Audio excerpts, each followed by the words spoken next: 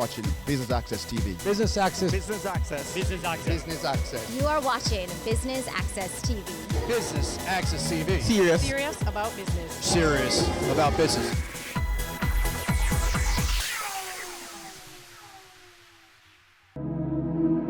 We're here in the little seacoast town of Onoto Bay in the parish of St. Mary for the Ministry of Tourism's official opening of Markingstone Beach. Business Access TV brings you highlights from Tourism Minister Edmund Bartlett and other stakeholders. Stay with us.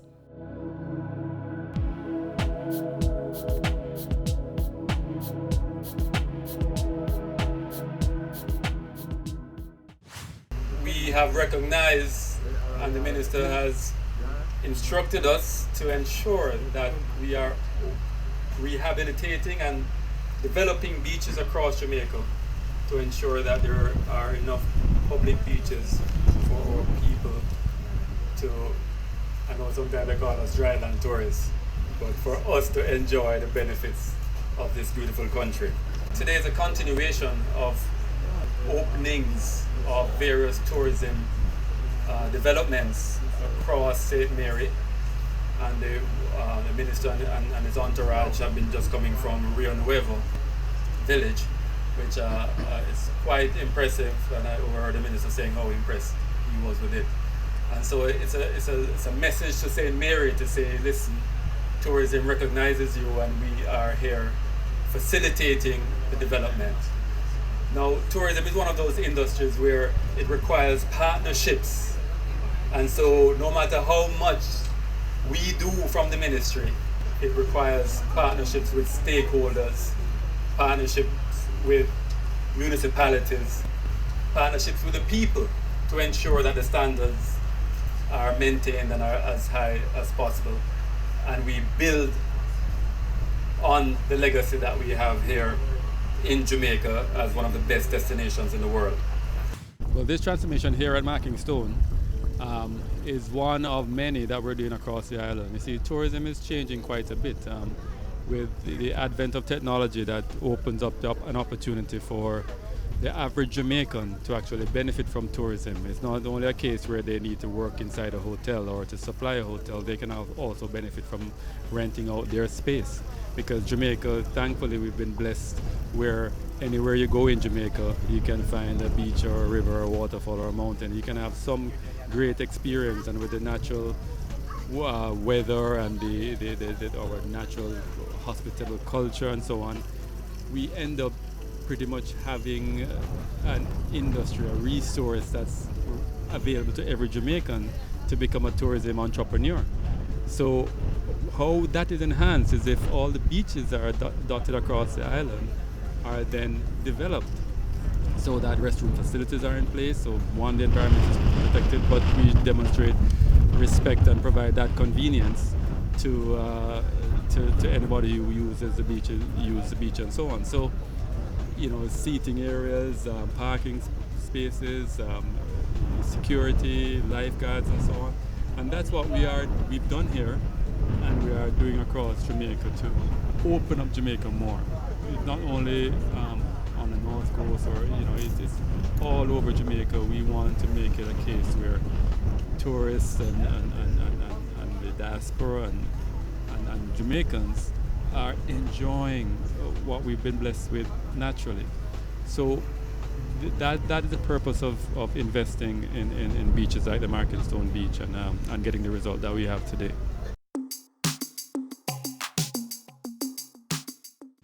I have visited this facility. I passed by here just the other day before the work was complete, but on entering the gate I was wondering, am I really at Markingstone Beach?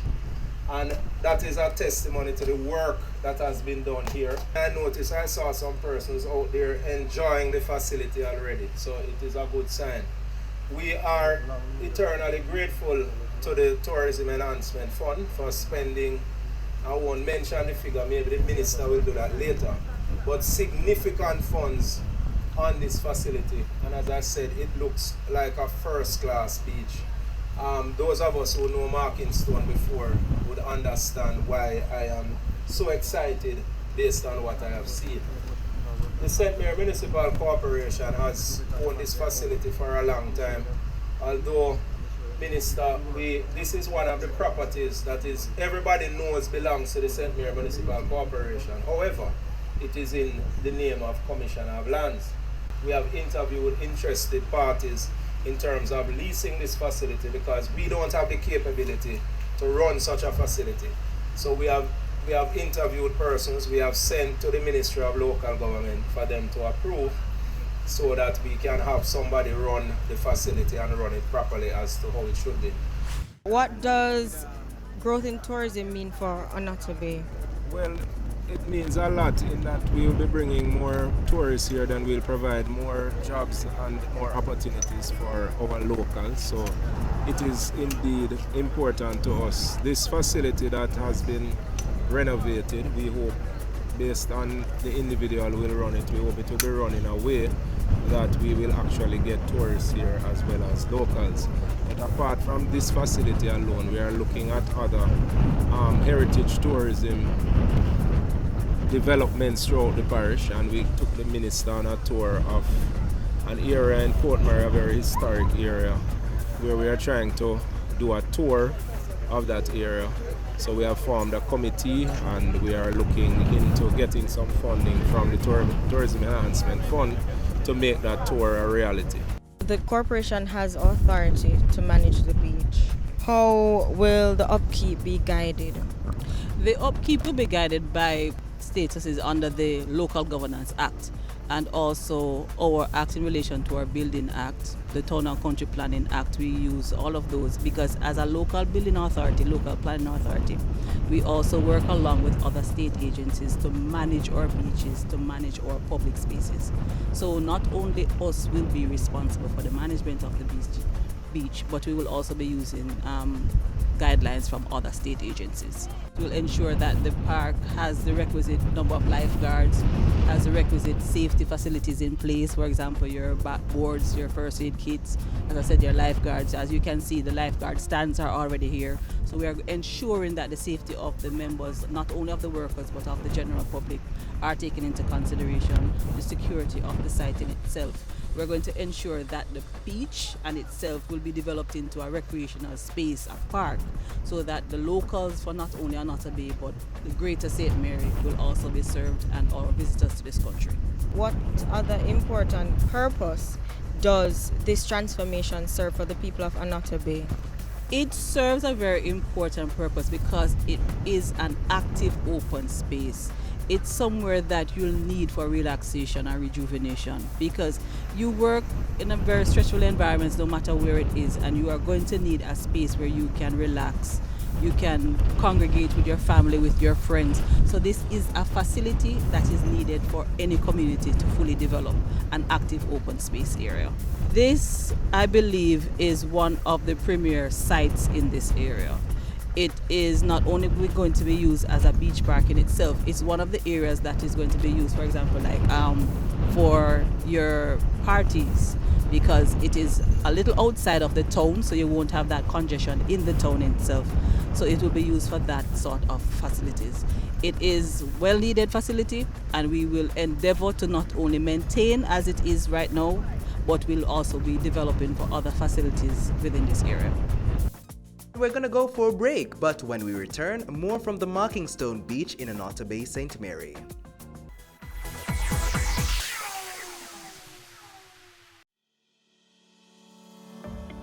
Management Accounting Services. Keeping track of business performance is the key to driving future business performance. Having sound, up-to-date, and regular financial reports will ensure you are making well-informed business decisions in relation to matters such as capital expenditure, cost reductions, where future sales growth needs monitoring or driving, under or well-performing staff, or when is the right time to take on new staff. Dodge & Global can help you to prepare interim financial reports and therefore better advise you as to your future tax payments to prevent any surprises at year-end and to smooth out your tax obligations, saving you money. We will have discussions with you regarding the results of these reports and make sure you are aware of any pitfalls or areas that need your attention on a more regular basis. Our team can help you make smarter, more effective decisions. Let's have a conversation. Contact us at email info@dodgen.global, website https://dodgen.global. Violence is bad. Violence against our innocent little children is terrible. Pretending not to notice when we know or suspect that a child is suffering is awful and morally wrong. In the words of the great Nelson Mandela, there can be no keener realization of a nation's soul than the way in which it treats its children. Think about that for a second. I have a voice. It's one of my gifts. I intend to use it on behalf of our children. No more violence against our children. Make your move to stop violence against our children right now. No more. No more. No more. It's season 12, and Wealth Magazine Business Access is here to keep you business savvy. With an impressive mix of some of Jamaica's most inspiring business moguls, we continue to keep Jamaica informed, empowered, and ready to dominate. Tune in Sundays at 5 p.m. only on BATV. You're watching Business Access. Business Access. Business Access. Business Access TV. Serious about business.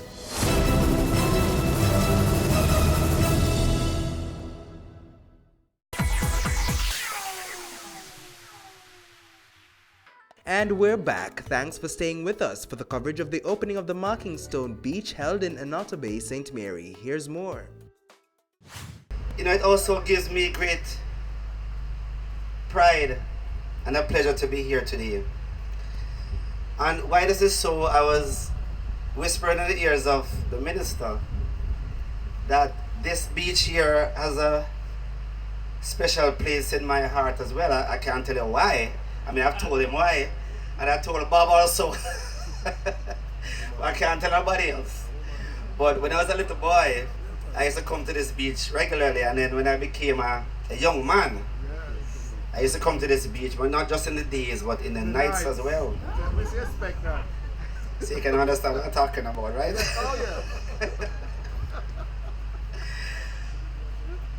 But what is so pleasing is for the facility to be brought up to this level.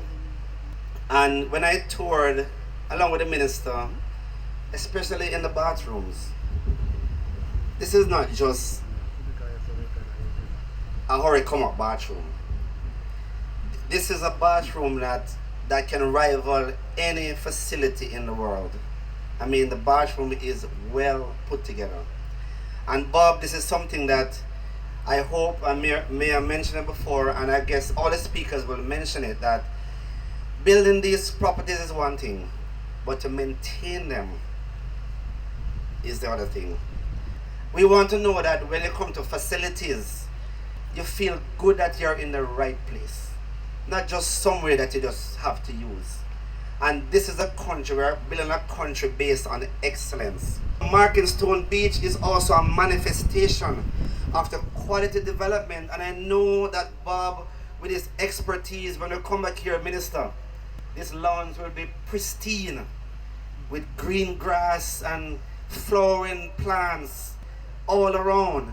And I was mentioning to the councillor earlier about the almond trees. You know, when these grow and become good shades across these seats, it will be a sight to behold. And that's what we want. We want facilities that we not only build, but we are proud to call our own, because we're building this new Jamaica. And before I come down, I want to again say special thanks to the minister. This is one minister, when you ask him about projects that means Jamaica well, he never says no. And I remember just coming into politics, and I asked him about several developments across Southeast St. Mary. And I'm proud to say that he has responded so well, and the people of Southeast is very thankful to you, sir. And look for your continued showering us with your blessings. We welcome this particular development, as with most developments that are taking place across Jamaica. But this development is special for me in a number of ways. As a member of parliament for this area, I mean, the development is welcome, but more importantly, I was born here, and this was one of my beaches that I used to visit when I was a little boy. And you know, I grew to love and appreciate this particular area. As you can see, it's very idyllic. It's away from the hustle and bustle, and it is very suitable for a day of full relaxation and fun. So we welcome it. What does this transformation mean to you? No, it means a lot, because what is happening and what has happened to a number of small communities across Jamaica, sometimes the development doesn't pass through or is not evident in those areas. So having something like this now shows that development can come to the local areas, and therefore it's important for us to appreciate this sort of development. And not only that, it might be a catalyst for other developments that will take place in a particular area. As you can see, it sits on the corridor, a major thoroughfare through this constituency. How will you ensure sustainable management of this here beach? Well, one of the things which we are very big on is not just the development of these facilities, but the maintenance of these facilities. And what has happened so far, which is quite remarkable, we have had a number of persons, I get to understand, that were interested in this facility, and they've selected one such individual now who is from the area as well. So this is somebody from the area who not only has a business interest, but has a personal connection to it. So the facility is for us in Anoto Bay. I'd like to say thank you very much to the Minister, to TEF, and all the persons who have participated in this, to the Municipal Corporation, the Mayor, and the Councillor of this particular division, which is the Anoto Bay division, for their work in getting the facility to what it is. And we are happy for it, and I'm sure going forward, the persons who will use the facility will also find that it is a welcome addition to what we have. There are a number of other things which are going to come about in Southeast St. Mary that I'd like to say will happen in a very short time.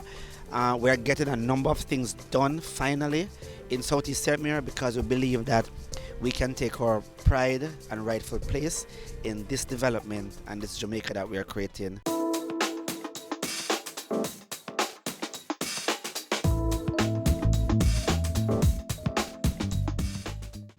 I'm therefore pleased to be here today to hand over an upgraded Marking Stone beach to complement your offerings.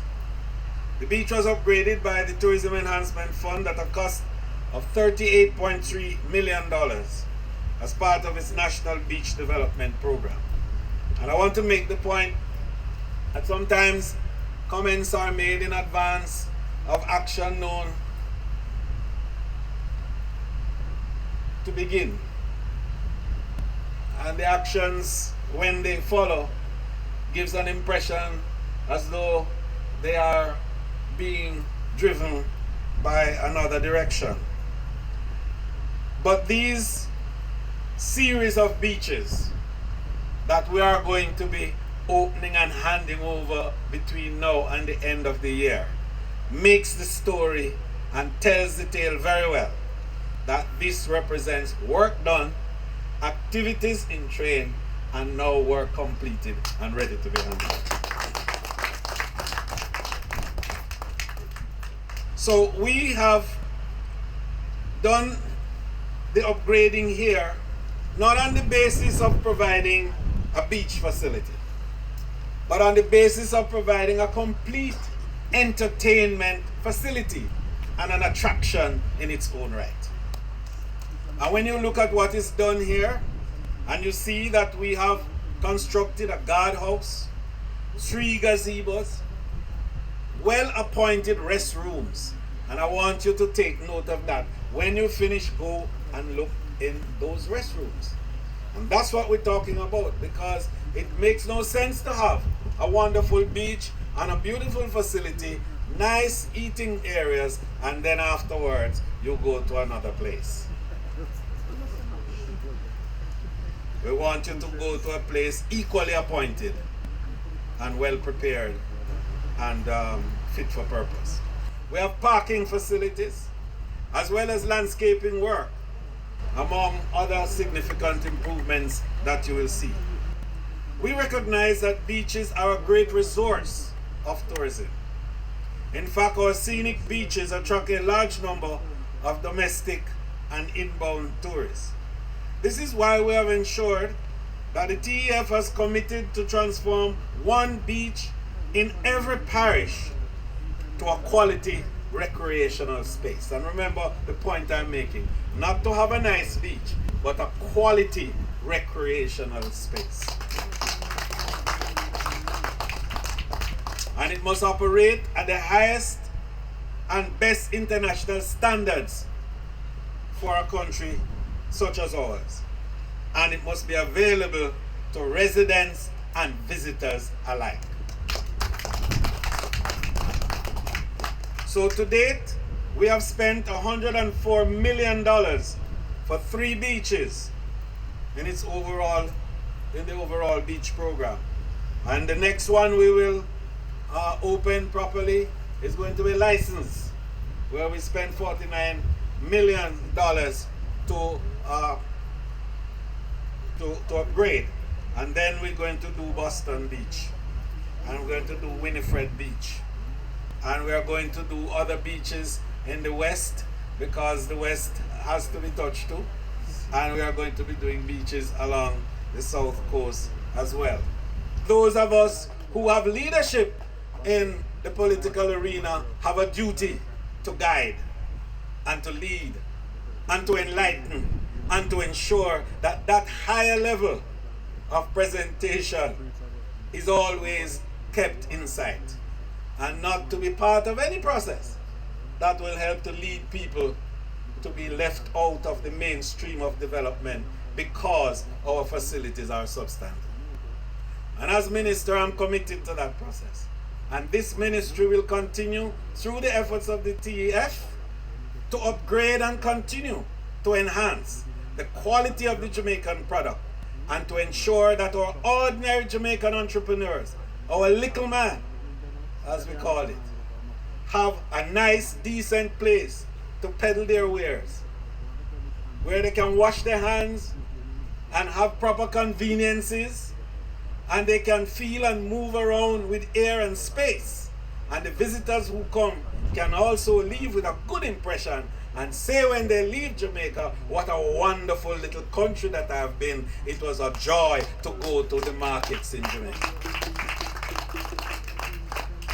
But we know that change is never a linear process, and that change sometimes requires a little bit of hand-holding.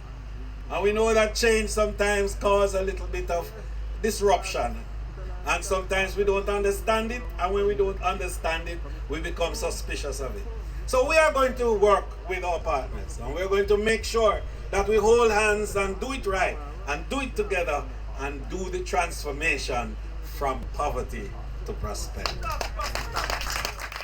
We pride ourselves in being a destination of sand, sea, and sun. And so we bring the world here for a beach experience as well. So it's a big part of the product in Jamaica.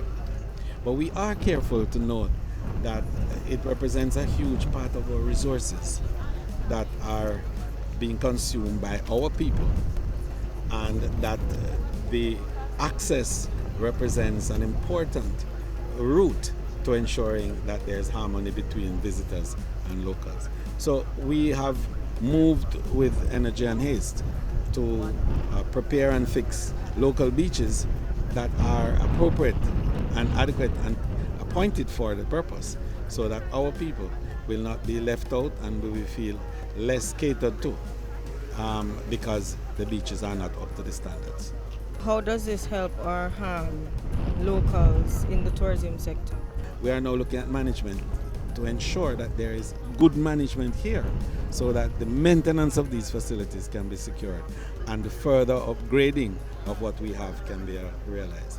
Who is responsible for the management, and how will it be guided? Well, we developed the beach on behalf of the St. Mary Municipal Corporation. And what the Municipal Corporation has done is to then go to tender and procure and find a suitable person to manage and to handle the facilities here. So they have done that, and they tell me that they have found someone, and we will be looking to ensure that they keep up to the standard that we want for the beach. How much of a challenge was the transformation for this beach in particular? It truly was a challenge because, as you can see, this is just a dust bowl. That's what it was. And with the black sand beach, it's sometimes a little more difficult to work with than the traditional white sand beaches. But I think that the teams did well. Our technical people from TEF and TPDCO who drove the process were enough to the task, and they did a great job, and I'm satisfied that it didn't take us as long as we thought. In fact, we figured it might have been a little over a year when we started, but we were able to do it within a year, and I thank them for that efficiency.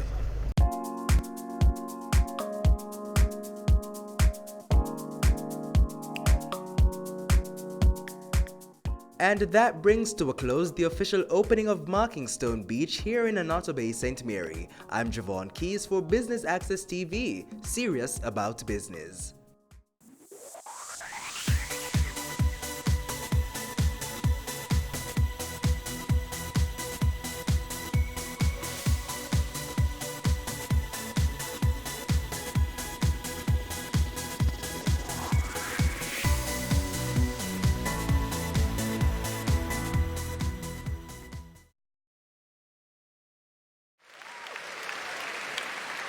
I do have a dream, and I know you have a dream, that we can make Jamaica the place of choice for you to choose to live, to work, to do business.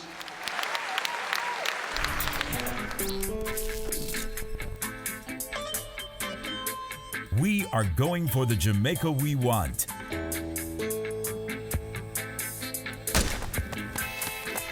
Making steady progress to achieve the Sustainable Development Goals in our National Development Plan, Vision 2030 Jamaica.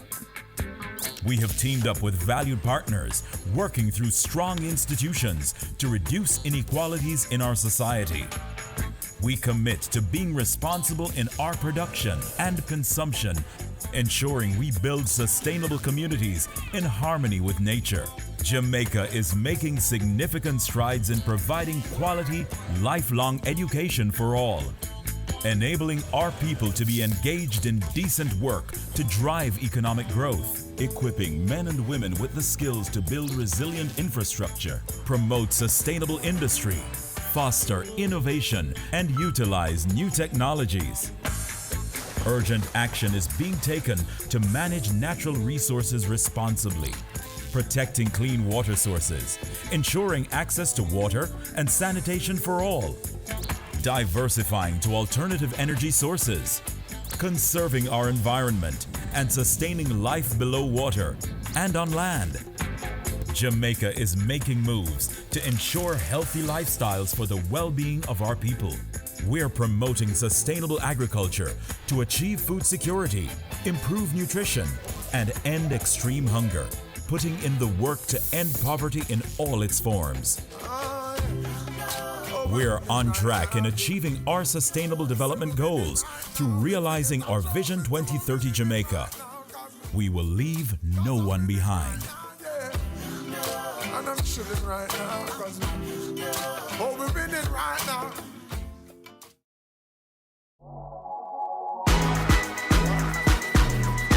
The Good Life, your trusted source for useful health and wellness information, lifestyle tips for the mind, body, and soul.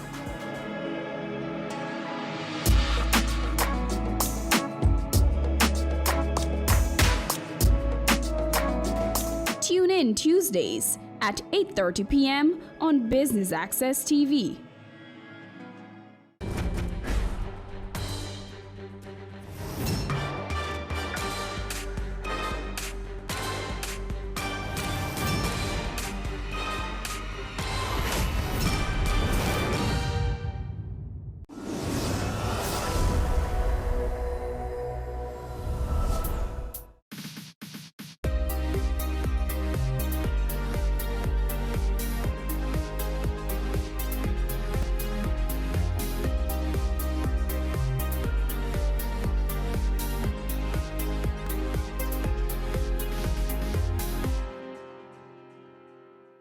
September 27 is celebrated annually as World Tourism Day. On this day, we pause to highlight the importance of tourism and its social, cultural, political, and economic values to society. Thanks for stopping by for this, another Friday edition of Jamaica Magazine. I'm Audrey Williams, your guide for the next half hour. We have a lot lined up for you, so please stay with us. I love waking up every day in this country. This is where I was born and raised. I have such a passion for my country, and for me this is home. In Jamaica, lots of people, they look at just like beach, sea, sand, but our mountains are something to behold. It's majestic up there, and it's a different type of peace. It's a different type of lifestyle completely. I could mention many different places that are amazing, but the one thing I do love about Jamaica as well is that you can find that relaxation, you can find that chill in your backyard. Apart from it being an incredibly beautiful country, an incredibly beautiful island, we have a wonderful, wonderful culture, wonderful, vibrant, colorful people. There is definitely a realness to Jamaica. There's definitely something that no matter what keeps you in touch with reality here. Why come to Jamaica? It all comes back down to Jamaica as a whole. The food, the music, the culture, the people, the climate. Come out and meet us, come out and experience what Jamaica has to offer.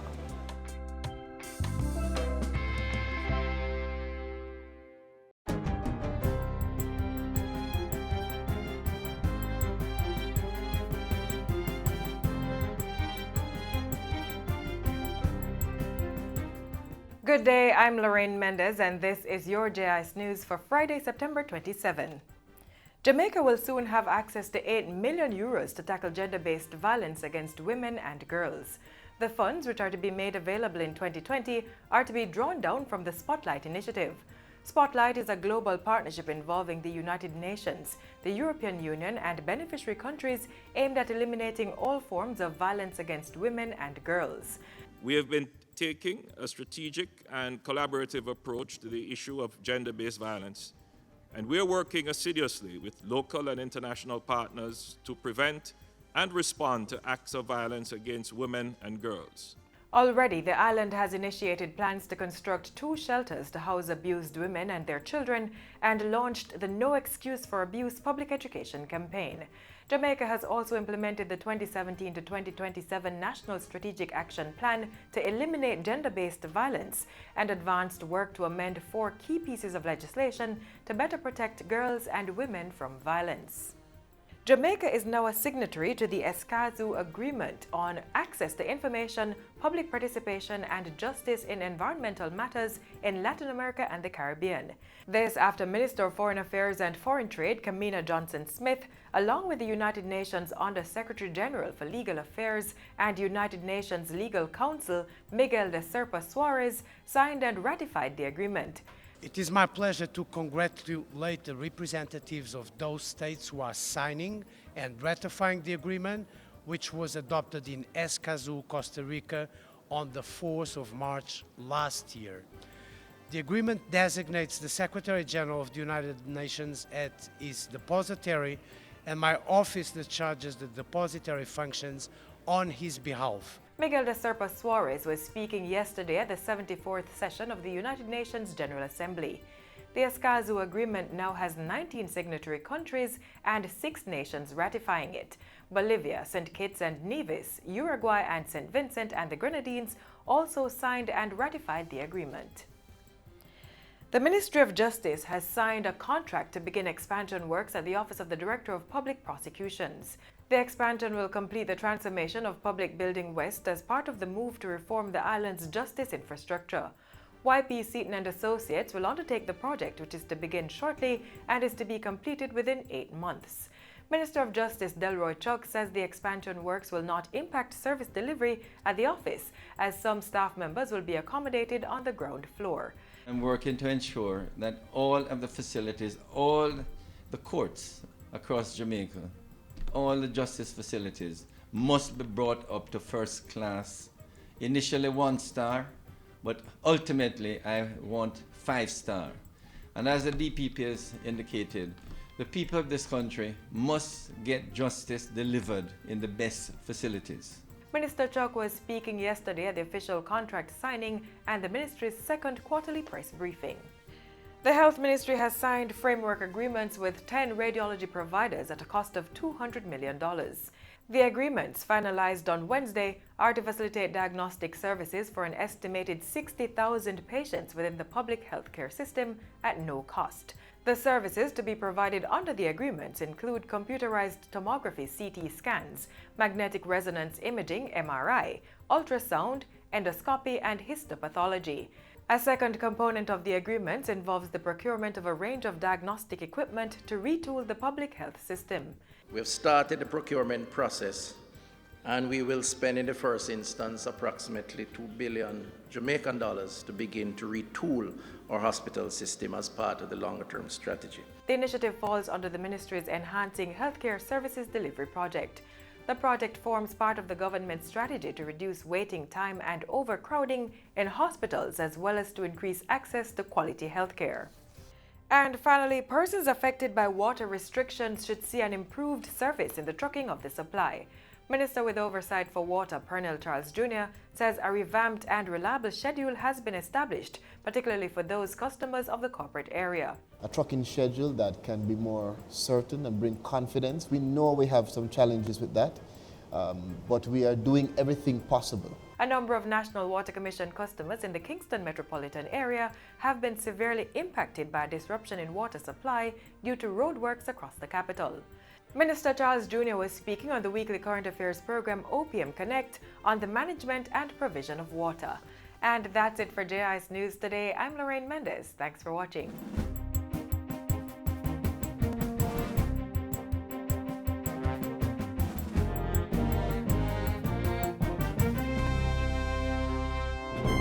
Are you a small to medium-sized tourism enterprise?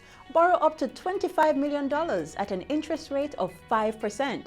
You can use the funding to develop and maintain your infrastructure, upgrade or increase your capacity, enhance and expand your attraction, tour or event, and purchase raw material. Call the Exim Bank and ask about the Tourism SMTE loan. Their numbers are 876-630-1400 or 876-618-5889. Tap into the over $3 billion earned yearly through tourism with a SMTE loan. As we celebrate World Tourism Day, we also look at the wider commemoration of Tourism Week under the theme Tourism and Jobs, a Better Future for All. Watch as the Ministry of Tourism prepares our Jamaica labor force for even greater employment opportunities in the tourism sector. So, good afternoon. Would you like anything? Would you like any drink, any sweets, any music? Some music, please. What kind of music do you like, man? Like cultural music. Okay. One love, one heart, let's get together. Good morning. Good morning. Welcome to Jamaica. Thank you. Is this your first time here? Yes, it's our first time here. Oh my God, and you chose our hotel. I'm so happy for you guys. Okay, we're gonna give you the best service of your life. I'd like that. Okay, and at the end, you can just place your comments and tell us how you feel about our hotel, okay? Sure. So, you're the Apache family, a family for two, and your payment method is by credit card, right? Yes, sir. Okay. You're staying 2 nights? Yes, sir. Okay. All right, you're in room 36.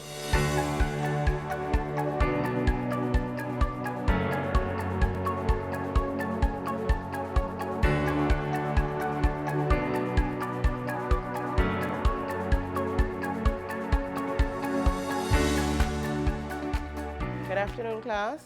Good afternoon, Mrs. Today we are going to be continuing our lesson on communication, and we'll be looking specifically at barriers to communication. Well, welcome back to another session of our guest cycle, and today we are going to be focusing all our attention on the guests in the hospitality industry. 2 programs being offered concurrently. The future tourism workers are being trained in customer service and hospitality tourism and management. At the end of 2 years, the trainees will receive certification in not 1 but 4 areas: an associate degree in customer service, AHLEI certification, National Vocational Qualification of Jamaica NVQJ Level 4 certification, and Customer Service Industry Association recognition. And probably the best yet, at the end of the program, the participants will intern at a tourism location to gain valuable on-the-job training, which could lead to permanent employment. Any other needs that the customer that we have to bear in mind? A timely service. A 2 minutes wait to a customer seems like 30 minutes. A joint initiative between the Ministries of Education and Tourism, the program is being facilitated under a Memorandum of Understanding. The Tourism Ministry has pumped $100 million into the educational system. It is a 2-year program offered free of cost to trainees. Applicants must possess 5 CSEC subjects or Level 2 certification in hospitality or tourism management. But what is the HTMP? It is offered by the American Hotel and Lodging Educational Institute, AHLEI, and is the official industry-recognized curriculum to prepare students for work in the hotel and accommodation sector. 650 high school leavers are being trained to take up jobs in the hotel and accommodation sector. The trainees are primarily drawn from the resort areas of Westmoreland, Trelawney, St. James, and St. Anne. St. James, being the tourism capital, has dived full-on into the program. The parish's Anchovy High has more than 20 youngsters enrolled, already learning employable tourism skills. At Anchovy High, we are unique in the sense that we're the only school in St. James that is now piloting the program. We would have received the invitation to be a pilot school through the Ministry of Education prior to the beginning of the 2018-2019 school year. And we gladly accepted the invitation to have the teachers who would deliver the program trained. And so we would have had a number of teachers from the Consumer Science Department. And so we would utilize the principal's cottage and transform that area to accommodate the program. 30 Jamaican teachers were trained by the American Hotel and Lodging Educational Institute's Certified Hospitality Instructor Program to deliver the course to local youth. 3 teachers of Anchovy High were trained and certified by the American Institute. 2 of those teachers are Olga Clark James and Fayoni Sawyers McFarlane. The students are very, very enthusiastic about the program. I think they have been learning a lot, and many students want to start the program next year. They are able to see that there's a space for them in this industry, and that this HTMP degree that they will get, along with the other qualifications, can take them places. So we look at the barriers to communication, we look at effective communication, and that is in communicating in the workplace. We have the guest cycle, we look at all the different parts of the guest cycle. We have executive housekeeping functions. We look at the role of the executive housekeeper. We also look at inventory control, the guest room, that type of thing for the housekeeping part of it. For the acquiring hospitality and tourism industry knowledge, we look a lot on hospitality and tourism, probably from like 1800s onward. We look at it in Jamaica as well as in the United States. And I think for this has been an eye-opener for myself as well as for the students, because we realize that hospitality and tourism has come a very, very long way, and it has a lot of, it is really, really growing. Mrs. Sawyers McFarlane is equally ecstatic that the program is targeting the nation's youth. This program is a wonderful program that they could ever introduce in our school system, because it allows the students to get first-hand knowledge of hospitality training. They are able to learn how to approach the guests, how to deal with guests, how to resolve guest issue as it relates to hospitality industry as on a whole, and it will do very well for them. I would like to become an executive chef. This program teaches me how to work towards it and persistence in doing it. I have learned a lot of things. For one, I've learned about how to communicate with persons better. I have learned how to manage my time as well. how to work under pressure, and just how to persuade myself as a better person as well. I can say it is a very great program, and I would encourage anyone to come to this program. This program is a great opportunity for anyone who wants to become a hospitality personnel working in the hospitality industry, and it is a great program overall. I've learned to improve my communication skills, my interpersonal skills. I've learned a lot in the courses such as customer service, front desk operation, and housekeeping operations as well.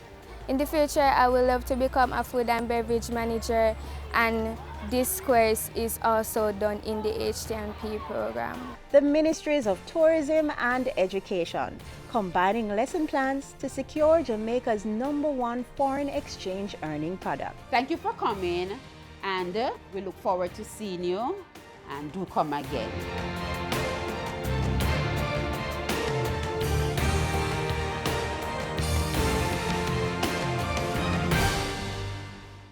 Keep we island clean, so clean. From the peaks to the beach, so clean. No dirty up Jamaica, please don't do it. Keep we island clean, so clean. From the peaks to the beach, so clean. No dirty up Jamaica, please don't do it.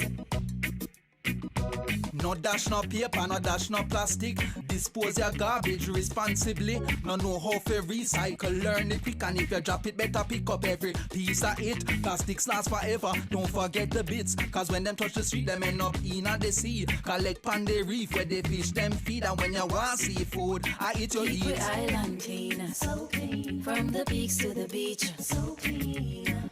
No dirty up Jamaica, please don't do it. No dirty up Jamaica, no dirty up Jamaica, no dirty up Jamaica, no dirty up Jamaica. Earlier this year, Jamaica was voted as one of the top 25 best destinations in the world by renowned travel site TripAdvisor. Jamaica was ranked among destinations such as London, Rome, and Paris. Our island home is packed with so many recreational and historical sites that we often take them for granted. Take a look at 3 spectacular hidden gems in the parish of St. James.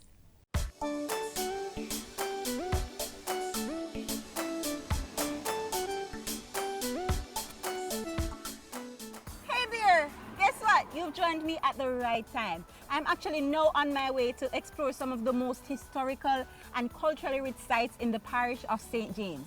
And no, I'm not talking about the popular Rosal Great House, Sam Sharp Square, or Doctor's Cave Beach. We are going to be exploring some of the hidden treasures.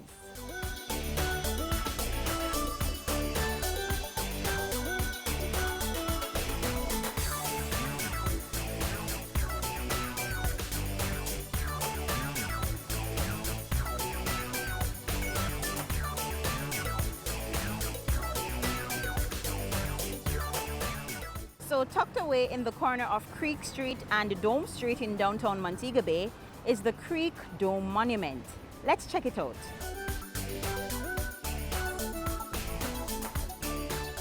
The Creek Dome was built in 1837 above a stream that gave the households of Montego Bay their best source of drinking water at the time. I hear that this actually used to be the home of the keeper of the dome, and that was someone who lived on the upper floor and took payment from those who came for water. Remember, every time you take a drink of water, before everybody add this, we Montegonians add this.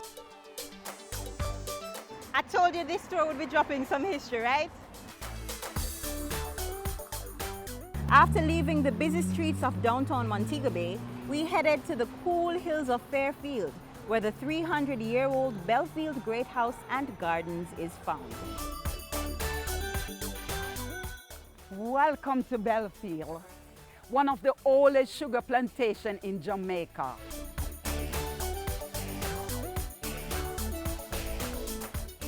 Okay, so this is an old great house in Jamaica, the one of the oldest great house. That was owned by 11th generation, still operate under the same family. It was built in 1735. These are pictures of the car Jarretts. We're gonna enter one of the busiest rooms on the entire house, the dining area. Meals are always elaborate. As you can see the settings, it was elaborate. In the center of this table, you would have an old hog just for decoration. After eating all these, they would get sick sometimes and they blame it on the slave. Poor slave, it was from this fork. It was made from pewter and lead, so it's poisonous. Now we are entering to the master bedroom. As you notice, this dress is over 200 years old, and if you take it up, it can tear apart. As I exit the room, as you notice, the lush green grass that a lot of slaves were working on the sugar plantation, bending their backs and cutting canes. The sugar master would be using this to signal them. Today, this part of the property is used for weddings and private functions. It's also over 600 people. Oh, before I forgot, Sandria, I'm gonna tell you about our old Chattanooga. That is a miniature version of an old sugar mill. It is operated by our donkey, Wilhelmina.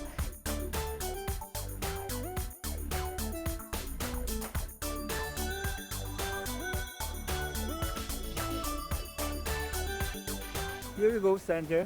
Thank you so much, Godfrey. You're welcome. Taste it and enjoy. Wow. And there you have it. If you're looking for a truly sweet and authentic Jamaican experience, you know where to stop. Thanks, Willie.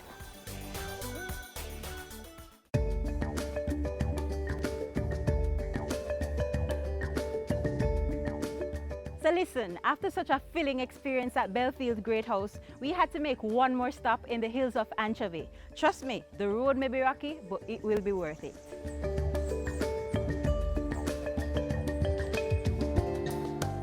Welcome to Rockland, and you're going to feed some hummingbirds.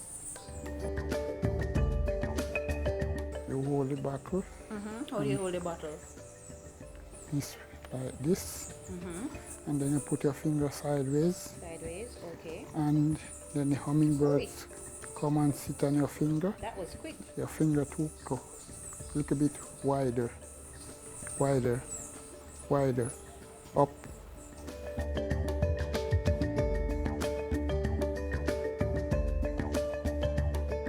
And just when you think you have seen it all, visitors are able to savor this breathtaking view of Montego Bay from this cozy outdoor patio area, or enjoy a walk through the garden with our guide to learn about some of Jamaica's plants, trees, and herbs. Awesome. Thank you so much, Fitz, for taking me on this peaceful tour of the gardens and for allowing me to become one with nature. I told you wouldn't regret this tour. If you are a nature lover like I am, then the Rocklands Bird Sanctuary is a must-see. But a case can also be made for the Creek Dome Monument and the Belfield Great House. In fact, we barely scratched the surface. St. James has so much more to offer. So what are you waiting for? Get out there and explore all this wonderful parish has to offer.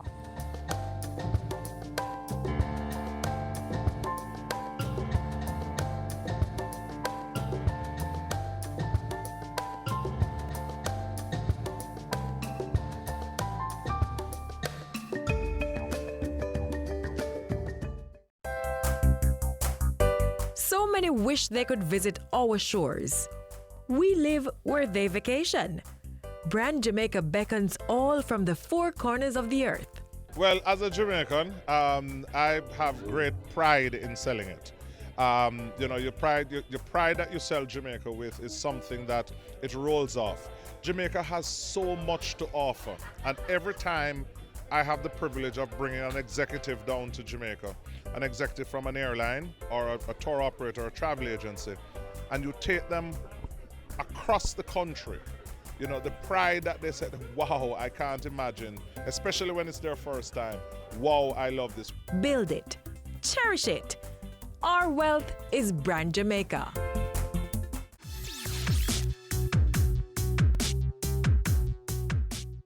Did you know that tourism generates 10% of jobs worldwide and is included in Sustainable Development Goal 8 for its potential to create decent work? Yes, the benefits of a booming tourism sector are often undervalued. Not only does tourism have a plethora of economic benefits for countries, it also generates countless jobs for persons working in transport and hospitality industries. Furthermore, tourism has the potential to improve relationships between nations and businesses. It is also known that tourism is the catalyst for greater cultural exchange and cultural appreciation. And how can I not mention tourism provides opportunities for entertainment and recreation, which eventually leads to improved happiness and well-being. So on this Tourism Day, let's take a moment to appreciate how our tourism sector is helping to make Jamaica a better place for persons to visit, live, work, raise families, do business, and of course, retire in paradise.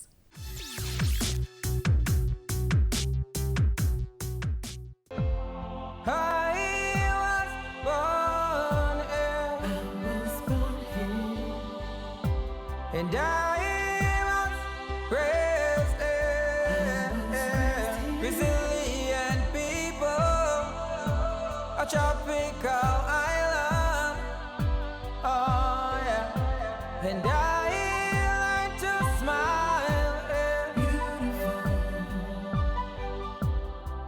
Here I learned what love is. Authentic Jamaica, the happiest island. Oh yeah. So let's remind ourselves and tell the world hello, hello. I'm a Jamaican. We are Jamaicans. Hello, hello. I'm a Jamaican. The energy is high. Our people proud and strong. When we stand together, we're rising for better. Oh yeah. We're many, but one. Together we will strive. When unity is our strength, we rise from our struggles. Oh yeah. So let's remind ourselves and tell the world hello, hello. I'm a Jamaican. We are Jamaicans. Hello, hello. I'm a Jamaican. Jamaicans, I really love you. We'll smile the way right through. We're third millennium. I really like you, forever love you. We are wonderfully great, with happiness at all. Now, tomorrow, forever. I really like you, forever love you. Jamaica, Jamaica, Jamaica, Jamaica, Jamaica, Jamaica, Jamaica. So let's remind ourselves and tell the world hello, hello. I'm a Jamaican. And this is the final stop in today's magazine. Thanks for journeying with us. To watch today's program again, simply visit our website, jis.gov.jm. Don't forget that you're able to follow us on Twitter, Facebook, and Instagram. I'm Audrey. Have a superb weekend.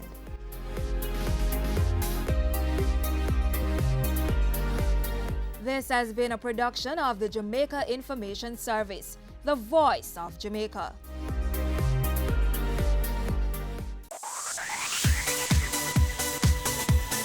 You're watching Business Access TV. Business Access. Business Access. Business Access. Business Access. You are watching Business Access TV. Business Access TV. Serious about business. Serious about business.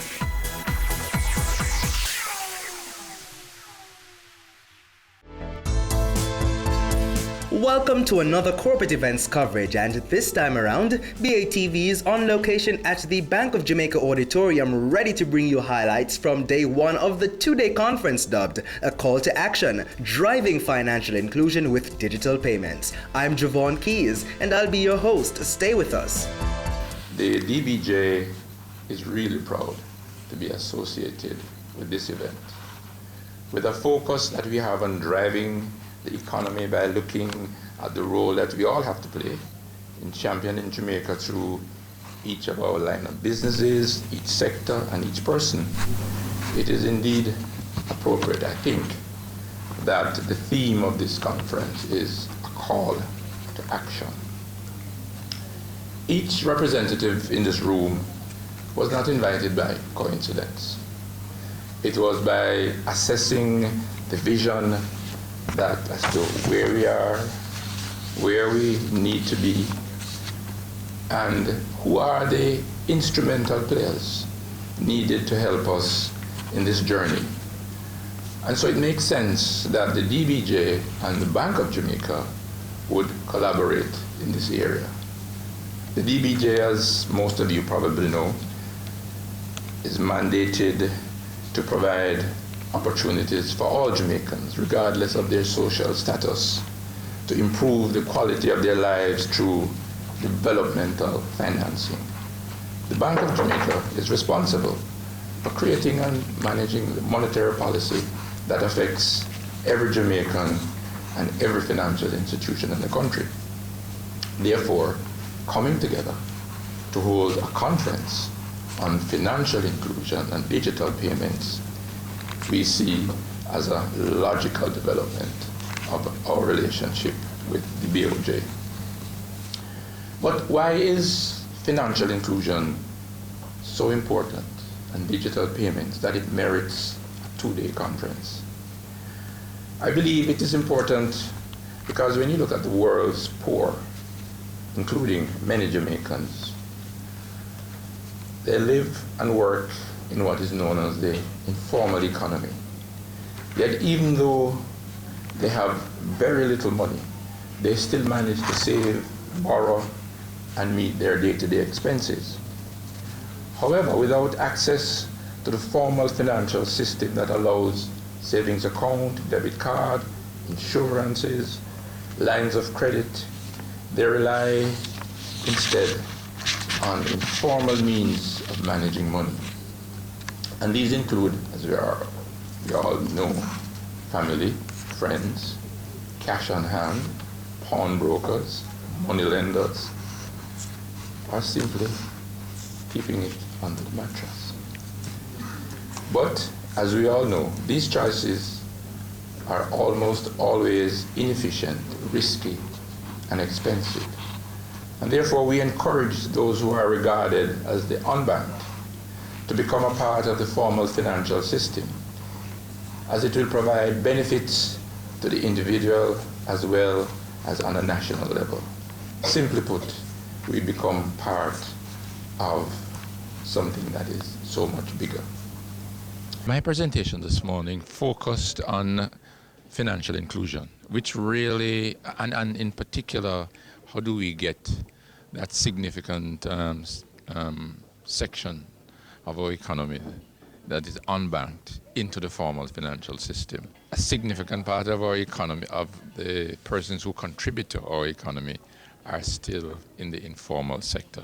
We need to get them into the formal sector so they can access the benefits that would come with being a part of the formal financial system. So our role really is to encourage them, to educate them, to show them the benefits that can be derived from being a part of the formal sector. And in so doing, utilize the payment mechanisms that is going to be discussed here today. For example, the whole matter of mobile payments, digital payments, and other benefits that they would derive from coming into the formal financial system.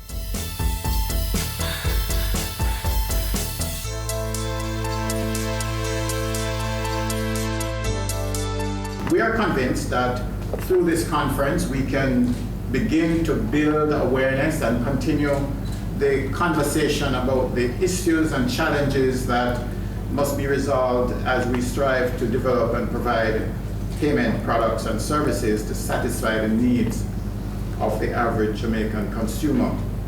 We also see the need for tailored financial literacy programs that are integral to Jamaica's transition to the status of a digital economy. Over the next 2 days, we will engage in vibrant discussions on how innovations in electronic retail payments can impact Jamaica's development and how regulation can foster innovation. We will take an in-depth look at the risks and opportunities associated with digital payments and, most importantly, discuss how public-private partnerships can create a sustainable ERPS ecosystem. We will hear from our authorized ERPS issuers, their experience with electronic retail payments. We will also hear from a micro-entrepreneur on how electronic payments can help to grow his business. It is anticipated that arising from these discussions, we will all have a renewed commitment to the development of the ecosystem to promote the use of digital products and to unlock the potential economic benefits associated with increased digitization of the economy. Ladies and gentlemen, I declare the conference open and with the wish that our deliberations will be fruitful. Thank you very much. Driving financial inclusion through digital payments, that's what we're about today. The idea is to bring the regulators, the facilitators, along with some of the business partners into the discussion. And coming out of the dialogue today, hopefully we'll have a clear idea as to some of the challenges that are being faced by the various stakeholders. And we here at the Bank of Jamaica, we're about fashioning regulatory strategies to enable business, enable the growth and development of the financial sector. And we think that through engagement of our stakeholders, we will get certain insights which will assist us in discharging our responsibilities as a higher level of effectiveness. Well, the second day is going to be a little more of the same, but looking at perspectives of different stakeholder groups.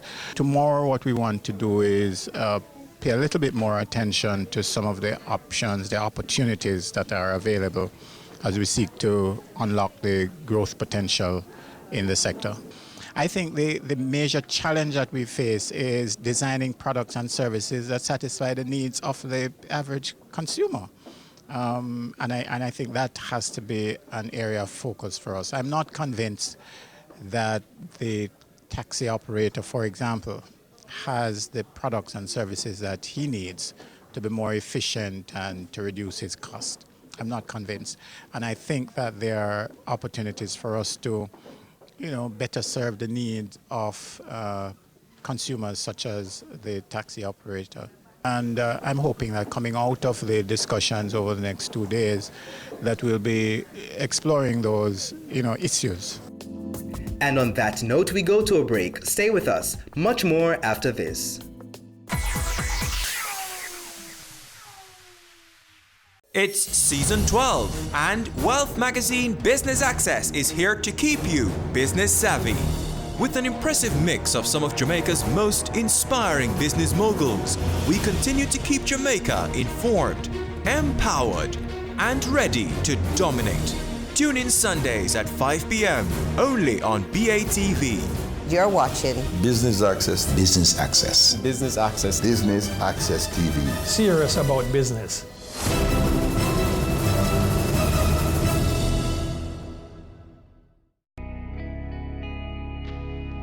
Our women are the backbone of our society. They deserve to be protected and respected. Domestic violence is not okay.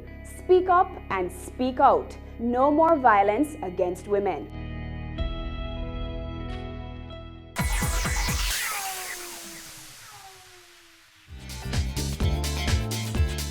Welcome back and thanks for staying with us. Now let's join our presenter on stage. The strategy of mobile payments, we think, is a win-win for financial inclusion. And let me explain a little bit this. If there is a country that goes directly to mobile payments without having gone through the previous stages of digital finance or buying through the internet, through traditional landlines, through the internet providers in general, we see internationally that the improvements go 10 times faster. So digital payments, mobile payments have two interesting notions for consumers. One, that they provide payments in real time. Second, that are cheaper. What's there not to like, right? And why do we think it's a win-win strategy for the different actors? First, for the unbanked, of course. If you do not have a banking account, and I've heard that roughly in Jamaica maybe it can be around 80% of the population, 70, 80%. But nevertheless, almost 100% have a mobile phone. So that brings opportunities, right?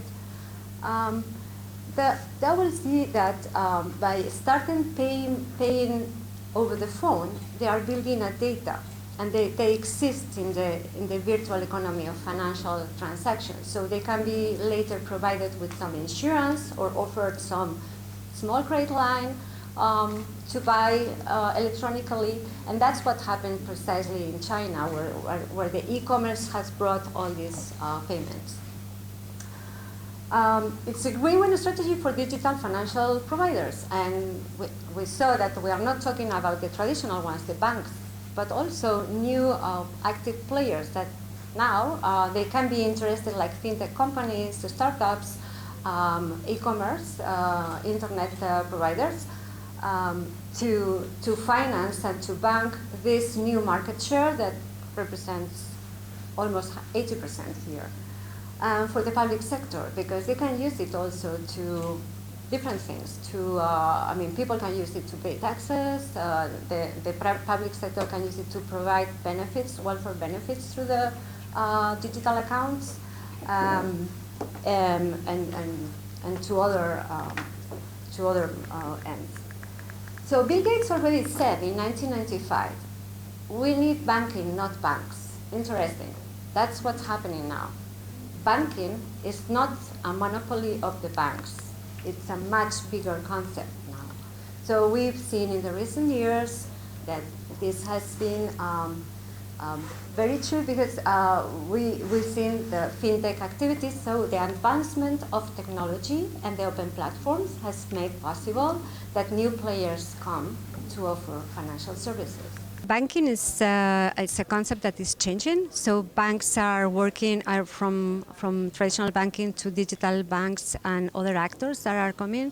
Bill Gates said in 1995, we need banking, not banks, and this is becoming very true. I mean, we see a lot of financial disintermediation and fintechs, big techs, internet giants getting into the financial sector. That's from observance to what's going on in China, in India, and in other countries. This is a win-win strategy for consumers, for unbanked population, because they see that they can have access to more products. If start doing payments, then they can build transactional data, and this data is embedded into the system, and they can be sold other products. And this is a win-win strategy for the digital financial services providers, because they have access to population that has mobile phones, but they don't have a bank account. And finally, this is a win-win strategy for regulators, because they can use these systems also to provide welfare benefits, payments, payrolls, and they can be used to pay taxes, and so the traditional concept of banking is changing. And if the countries like Jamaica that didn't have a previous digital strategy that includes using landline services, it is well researched that the countries that go mobile first or mobile only, the improvements are 10 times faster, which is good news also. In terms of safety, it's very important to collaborate with the financial inclusion programs. They collaborate with financial literacy. They need to be aware of what are the different methods that they can use, and it's driven also by a good, like the Bank of Jamaica is doing and has in their agenda to promote financial literacy, to promote the use of these new ways to conduct business and through the mobile in a safe way for consumers, in the sense that they can avoid fraud, or they cannot be hacked, or they cannot be put at risk. So they need to know better how to do it. But having been said, these are very easy to use ways. So for example, the social media messaging apps like WhatsApp is getting into payments. So what they are trying to do is to be very friendly used, and the consumer is at the center of the product. So you can use your app to pay, to buy cinema tickets, to use for taxes, to pay your taxes, to different things. So they are trying to do it so that it's very user-friendly. We take our final break, but don't go anywhere. We have more highlights for you after this.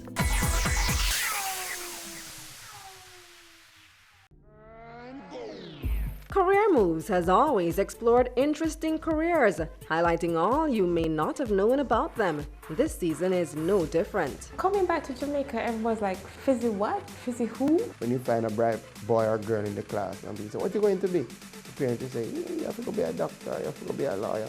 Nobody says you have to go be a politician. Let me see your hands! Tune in Tuesdays at 8 p.m. on Business Access TV. Cameo brings the creative industries to life, highlighting creatives in different fields each week. Art. My life turns art, I breathe, I eat art. Fashion. Food. Without a customer, we're nothing but four walls. Music. Film. Cameo, only on Business Access TV.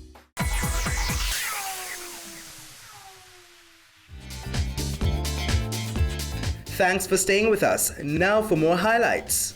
GKMPay really have quite a few functionalities, and I think one of the things I've learned this morning is the use of collaboration, because I can see how easily we can collaborate with SMEs and other persons here. So basically, our functionalities allow us to load remittances to phone, and we must say here that we're one of the only mobile payment solution that can do that. So for instance, you walk into our Western Union location and you can load the cash that you would now take out of that location onto your phone, right? So the functionality, as you see, is there. We do telephone top-up, so you can top up your phone, whether it's Line, Digicel, Flow. You can also pay your bills, because as I would have said earlier, we have a bill payment entity. So you can pay from any one of our existing biller listing. We have peer-to-peer transactions where you can send money to the other person. So I'm here today, I need to pay my helper, how do I pay her? I basically send her her transfer. If you notice, we talked also about what is going to make the customer change. Our portal allows us to have rewards. So basically, if you sign on as a merchant, you can offer discounts. So why use GKMPay? You also have rewards. So if you look, you see a number 2 there. It means currently when you would open your phone and look at your phone, you basically have 2 coupons there from 2 merchants that you can now redeem. I think it's important that we talk about security, because it was also mentioned the issue of lack of trust. Why should I use my phone? Is it safe? In developing our product, that was something we had to take into consideration. So in terms of using it, you have a PIN. You have to use a PIN to get on. You have to use a PIN to complete your payment. When you go into our self-serve portal, which is again helping you to basically help yourself through this new journey that you're on in terms of becoming digital, there is a self-serve or customer portal that is self-serve. And of course, it's encrypted. If you leave your phone, it's locked, right? If you lose your phone, you do not lose your money. And I think that's also very important that we have to educate our consumers on. If you lose your phone, it's even safer than if you have lost your wallet or if you have lost your credit cards or your debit card. There's not this long process. You call the call center and you reactivate your phone. So the issue of security and development was integral in terms of the platform that we developed. So what were some of the challenges we were facing in terms of GK&Pay? And I heard it again from the previous presenter. The idea of educating our customers. There is still this lack of trust for the technology. You know, do I really trust that my money is going to be on my phone, that I'm going to be able to use it when and where I want to use it? What if I lose it? So how do we truly get our customers to embrace this new technology? We also have to educate them that it's safer, you know, to use the phone. I have in the audience, we invited the head of the Taxi Association here today, Alan Blair, right? And one of the things we've been saying is, as taxi men, collecting, how is it safe for you to be on the road all time of night with money on your body? So we're also promoting safety, but still we were having a challenge. So customers, merchants were really not accepting that this is a new norm. So we have launched GK&Pay. I want to go to KFC, but KFC is saying, what is GK&Pay? What's in it for me? And the customers are saying, I can't go anywhere and cash out, so why should I get GK&Pay?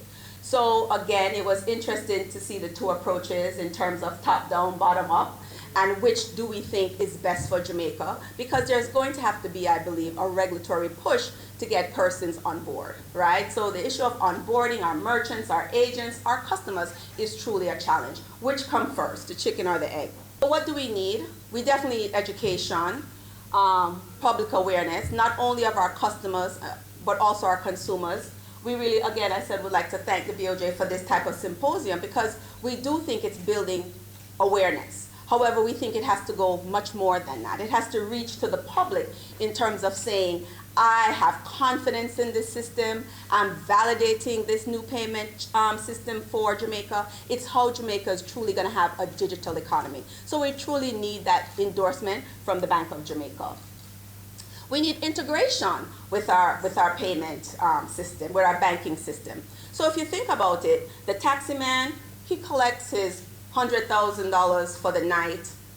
What does he want to do? And we talk about financial inclusion. He wants to put that money in his bank account, right? So right now he would have to go and cash out. We're saying he should be able to go to FGB, NCB, and lodge his monies to his bank account. And we think this is another integral takeaway of a symposium like this. We really need our consumer to be able to be bankable. And if we talk about true financial empowerment, true financial inclusion, this is the way we're going to get it. One of the things, and I said review of the wallet size, one of the things we also say is, if we have our taxi man lodging these funds every day to his bank, he can get his GK&Pay statement. Why can't he use that statement to say, this is my source of income? You know, this is my true, legitimate source of income. Whether it is to get a small loan, whether it's to get a loan for his daughter to go to college, we don't know. But these type of forward thinking is really what we need when we start talking about digital payments. Okay, Quisk is in NCB's solution, NCB's mobile wallet offering.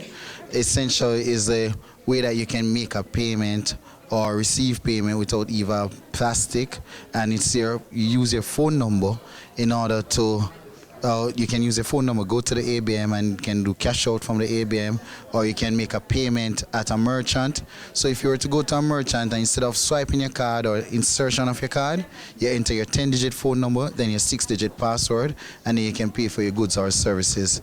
So, and you can also do peer-to-peer transfers. So if we go to, let's say a group of us go to dinner and we go Dutch, we can just transfer all the funds to one person, and then that person can make the payment on the NCB terminal to pay for the dinner. We launched Quisk in 2016, and we've seen increased interest because of a number of changes we've made to the product, and we made it a little easier as well for customers. So we see where there's been significant increase, and we have a number of quick service restaurants. So we've increased the offering, we've built out the ecosystem, and we continue to build out this ecosystem.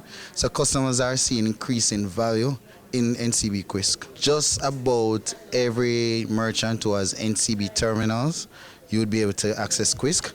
So for the newer merchants, they're signed up automatically with Quisk, but for merchants who have been system for a long time, we continue to go through the process of adding Quisk to their terminals. So if there's any merchant that you'd like to use Quisk and you're not seeing where they have Quisk at this time, we can easily add them, because the same machine that any of our merchants have can process KeyCard, MasterCard, Visa card, can process multi-link debit card, process Amex, China Union Pay, Discover, JCB cards, and of course NCB Quisk. So the merchants don't require to have an additional terminal. So it's the same terminal that process all debit and credit card transactions that process Quisk right now. The unbanked constitutes over 500,000 people, and we want to get them included.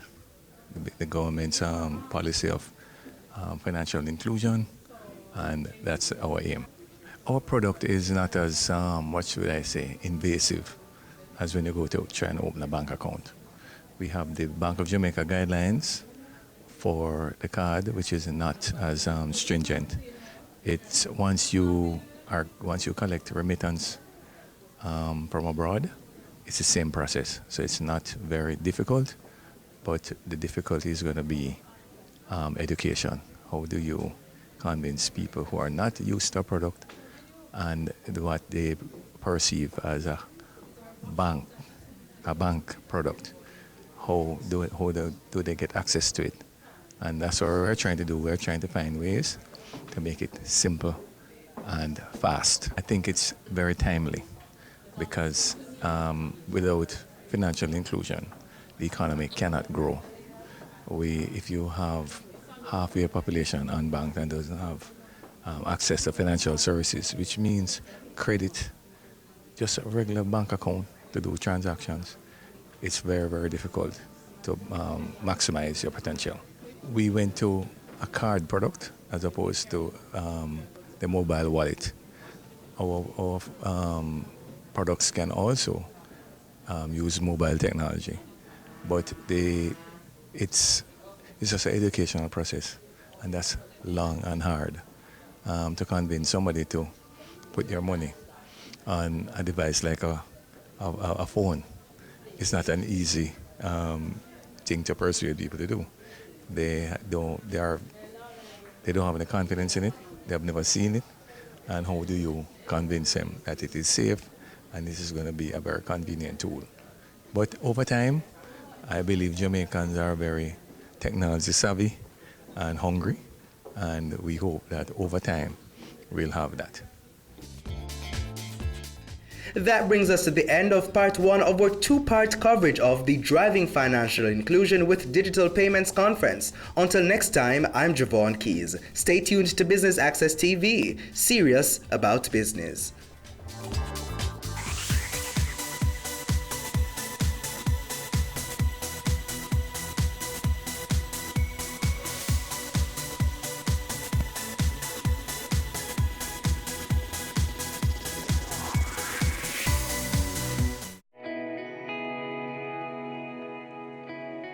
Every day you wake up, you have another opportunity to make this little island better, safer, a place where we all can be proud to call home.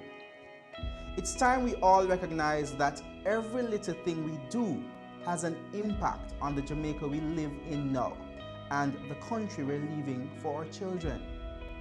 So promise me this, promise yourself this: no more will we tolerate criminals, even if it's our relatives. Tell them they're doing something wrong. Tell them to stop. Tell them no more robbing our children of the Jamaica they deserve. Tell them no more crime.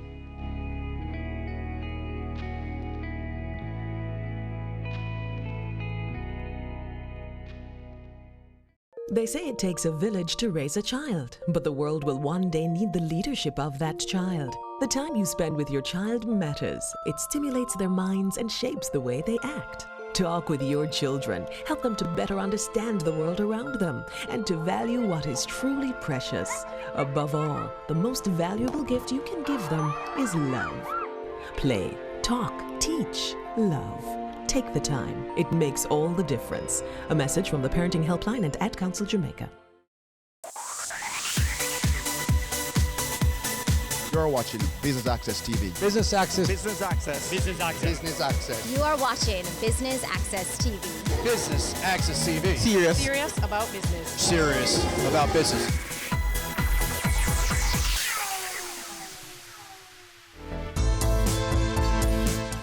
Welcome to part 2 of BATV's coverage of the Driving Financial Inclusion with Digital Payments Conference happening right here at the Bank of Jamaica.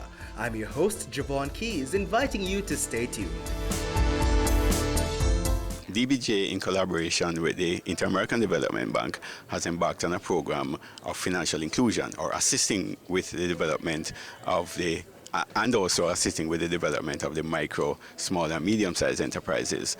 Now, an important part of the conference is to bring awareness to the availability of the relevant technologies that can assist in bringing efficiencies to businesses. So this conference is under the theme Electronic Retail Payments as well as Financial Inclusion, because we're seeking to bring micro and small businesses into the formal sector and for them to understand how they can utilize digital technology to improve their business operations. We think that the conference is timely because we're at a stage now in the market where there are 3 providers of call it non-traditional services, mobile money services, and one in the form of a prepaid MasterCard.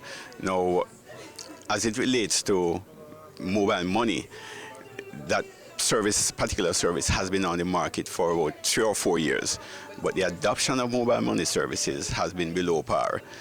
But mobile money has been used in other areas to move persons into the formal sector and to assist in reducing things like transaction costs for businesses. So we think it is timely now that our MSMEs seek to adopt this technology as they move towards improving business efficiency. As it relates to the presenters, we endeavor to bring presenters who are already in the space, persons who are aware of the technology, and persons who could contribute and help in convincing microfinance organizations as well as other stakeholders of the importance of moving Jamaica in this direction.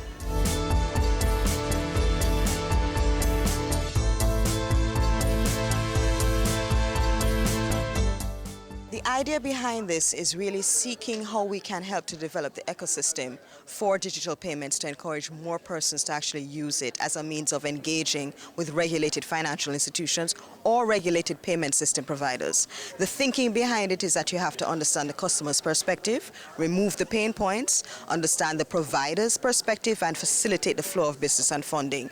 Because this financial inclusion project is part of a broader project to empower Jamaicans to actually engage in the global economy. First of all, I think we need to redefine ourselves. I think we limit ourselves unnecessarily. Jamaicans, and Jamaica is actually on the cusp of becoming first world. We're an upper middle income country. We have sacrificed greatly in terms of financial sector reform. So what you see in the ERPS guidelines, the Electronic Retail Payment Services guidelines, is the creation of the regulatory framework which speaks to consumer protection, speaks to agents, speaks to the nature of the product design, and we go through a rigorous assessment of the product, which means that when a consumer now uses an authorized ERPS product, they have confidence that Bank of Jamaica has looked at the issue, looked at fit and proper, looked at the agent network, and even looked at the mechanisms to protect the consumer. So, of course, data protection is critical, but what also needs to be remembered at each point is that this is a means of facilitating payments. So we have tiered levels because we understand that the transaction volume and the value of each transaction is important to the individual customer. So it's all being done from a customer perspective as well as ensuring you develop the ecosystem. We are about empowering Jamaicans and empowering our financial institutions and providers by bringing them together in a forum where we can speak about the areas that need to be improved upon and addressed. And the main takeaway for the Jamaicans would be that we can actually use digital payments to facilitate business and facilitate it easily with confidence, knowing the payment will go through, knowing that it will reach its intended recipient, and knowing that you have confidence at the end of the day, your wallet, your mobile wallet is in fact operating as it should to protect you.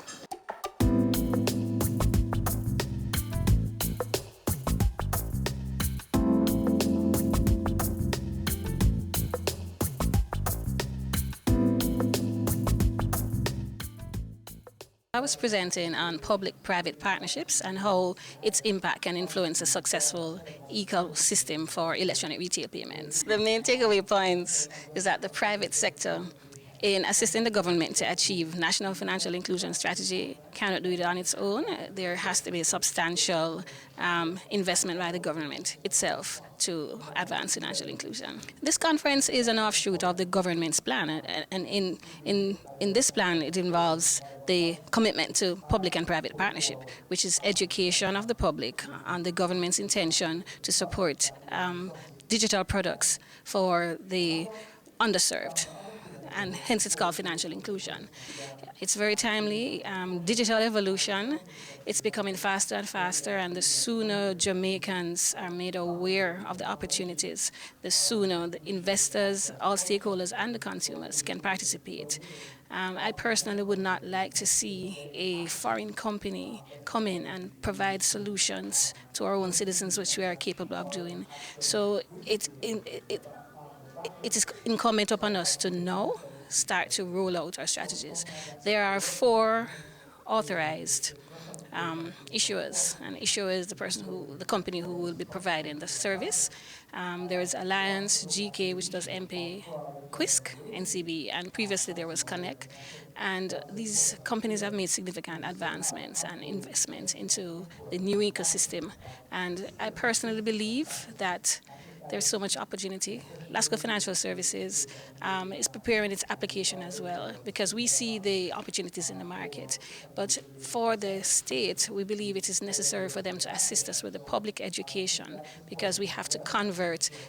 It's going to be a lot to convert new customers who are not fully aware of the opportunities and the entire security features of this digital payment.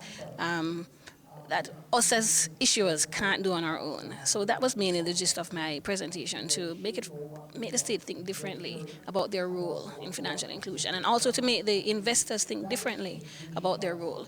I find that most of the investors are so focused on the payment system, which is the technology, and not thinking about the ecosystem. Now, the ecosystem is necessary to drive success, which is all the merchants involved, all the agents that are involved, and other government stakeholders. So I hope today I was able to give them a different perspective.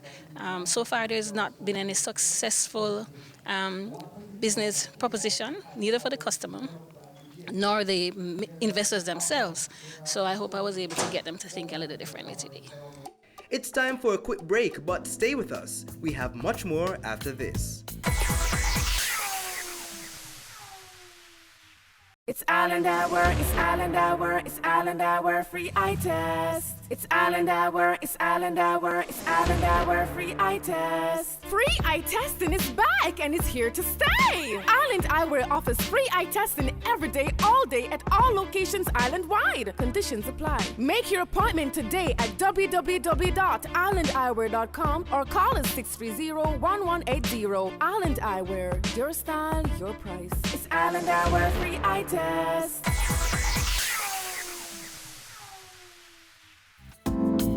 Welcome back and thanks for staying with us. So people earn more as technology get adopted. So that's on the macro side, but then there are overwhelming distributional effect of technology.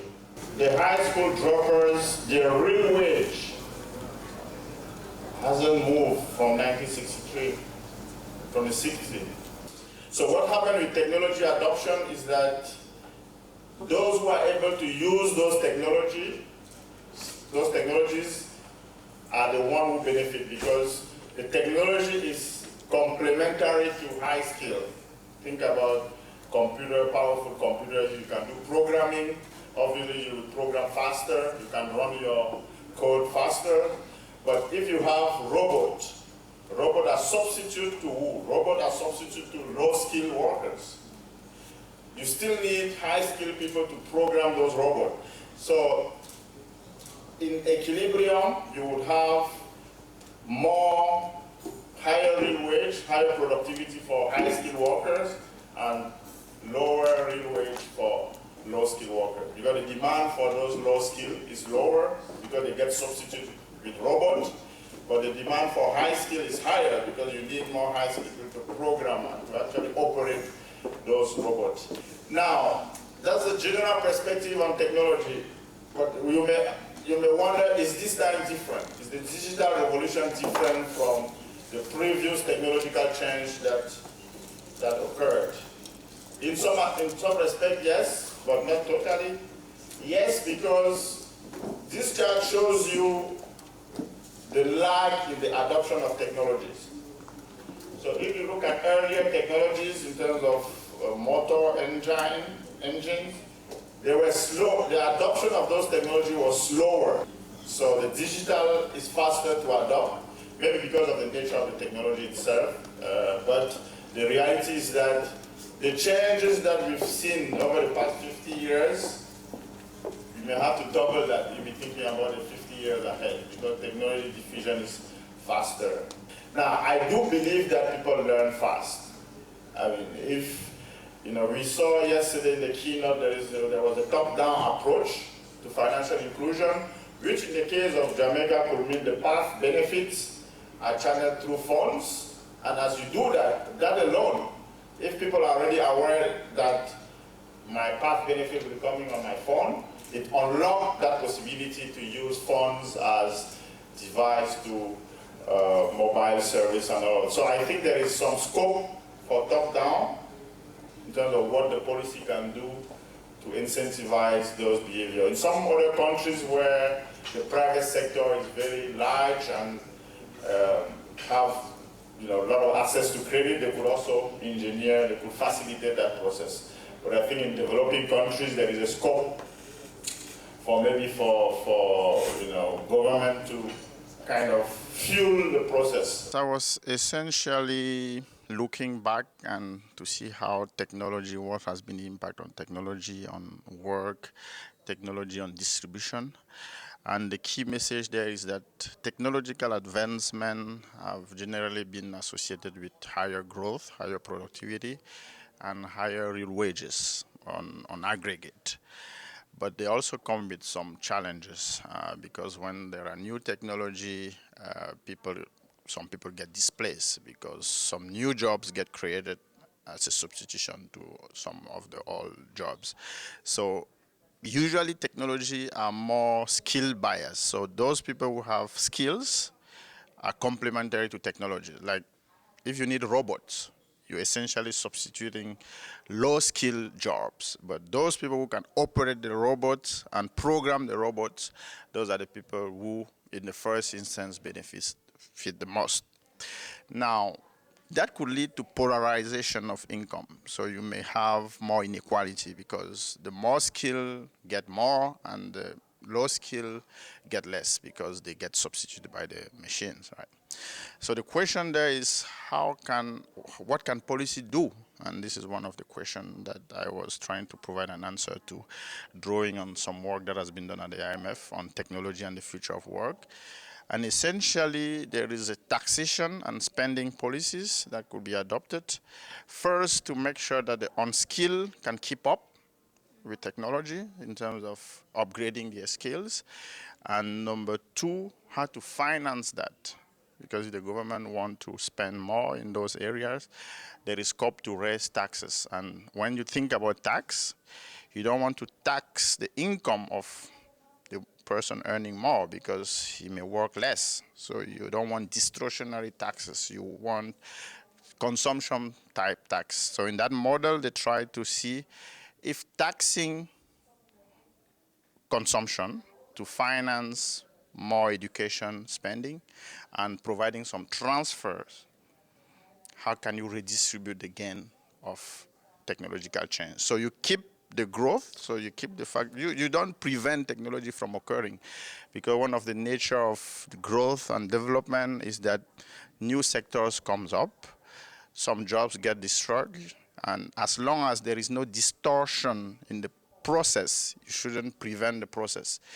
And that's what policy can do, in terms of using taxation and spending to make sure that although the aggregate gains of technology are protected, you also take care of the none so skilled in terms of upgrading them. We take our final break, but don't go anywhere. We have more highlights for you after this.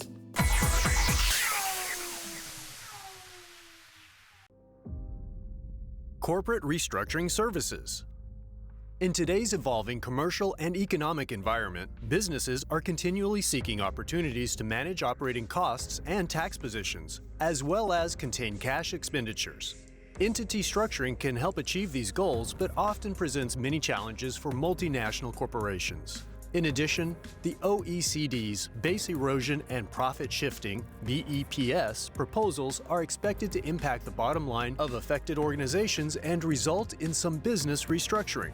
Crow Jamaica delivers an integrated approach to clients' corporate and reorganization needs. Services include simplifying group structures, executing domestic and cross-border transactions including mergers, demergers, disposals, and company migrations, transferring assets and business units, aligning legal structures to business models, establishing national or regional hubs, converting subsidiary company structures to branch structures and vice versa, integrating legal structures following a merger or acquisition, providing practical advice and assistance throughout the planning, development, and implementation phases of corporate reorganizations.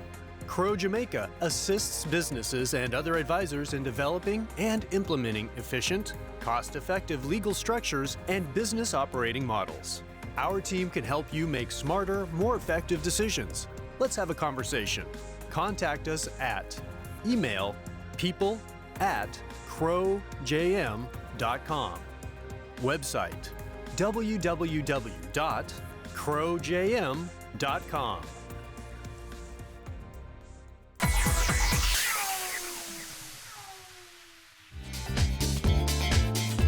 Thanks for staying with us, and if you're just tuning in, we're here at the Driving Financial Inclusion with Digital Payments Conference. Now for more highlights. Security incidents have been increasing in sophistication, frequency, and the magnitude of impact. So no longer you have a one-way hack. So we hack an organization somewhere and it's isolated. No more we have that. We're going big. Hackers are organized. You have hacker teams, and I really don't want to scare you really bad, but we have them locally too. And on these teams, you have the person who is in charge of personal data. You are the technical person.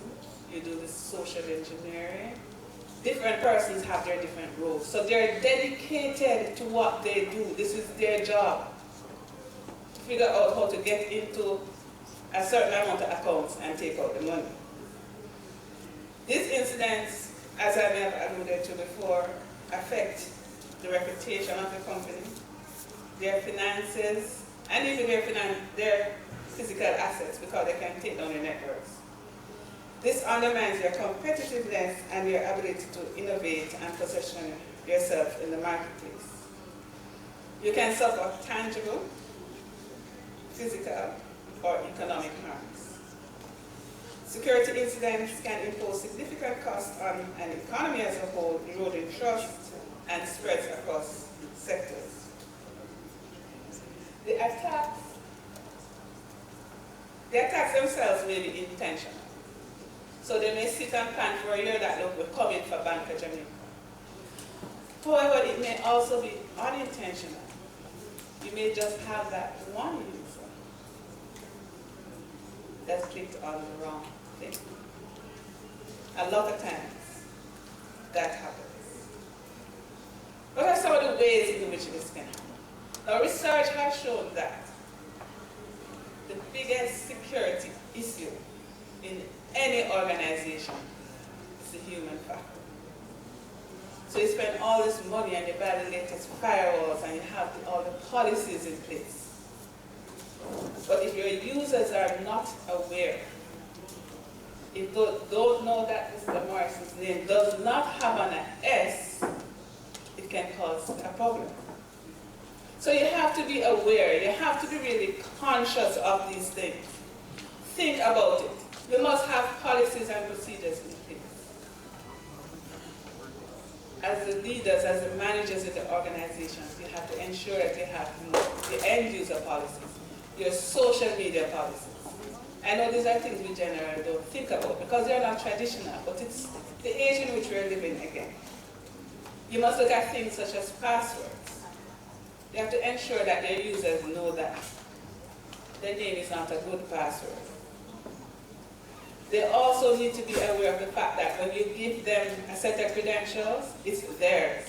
And anything happens under those credentials, they are responsible.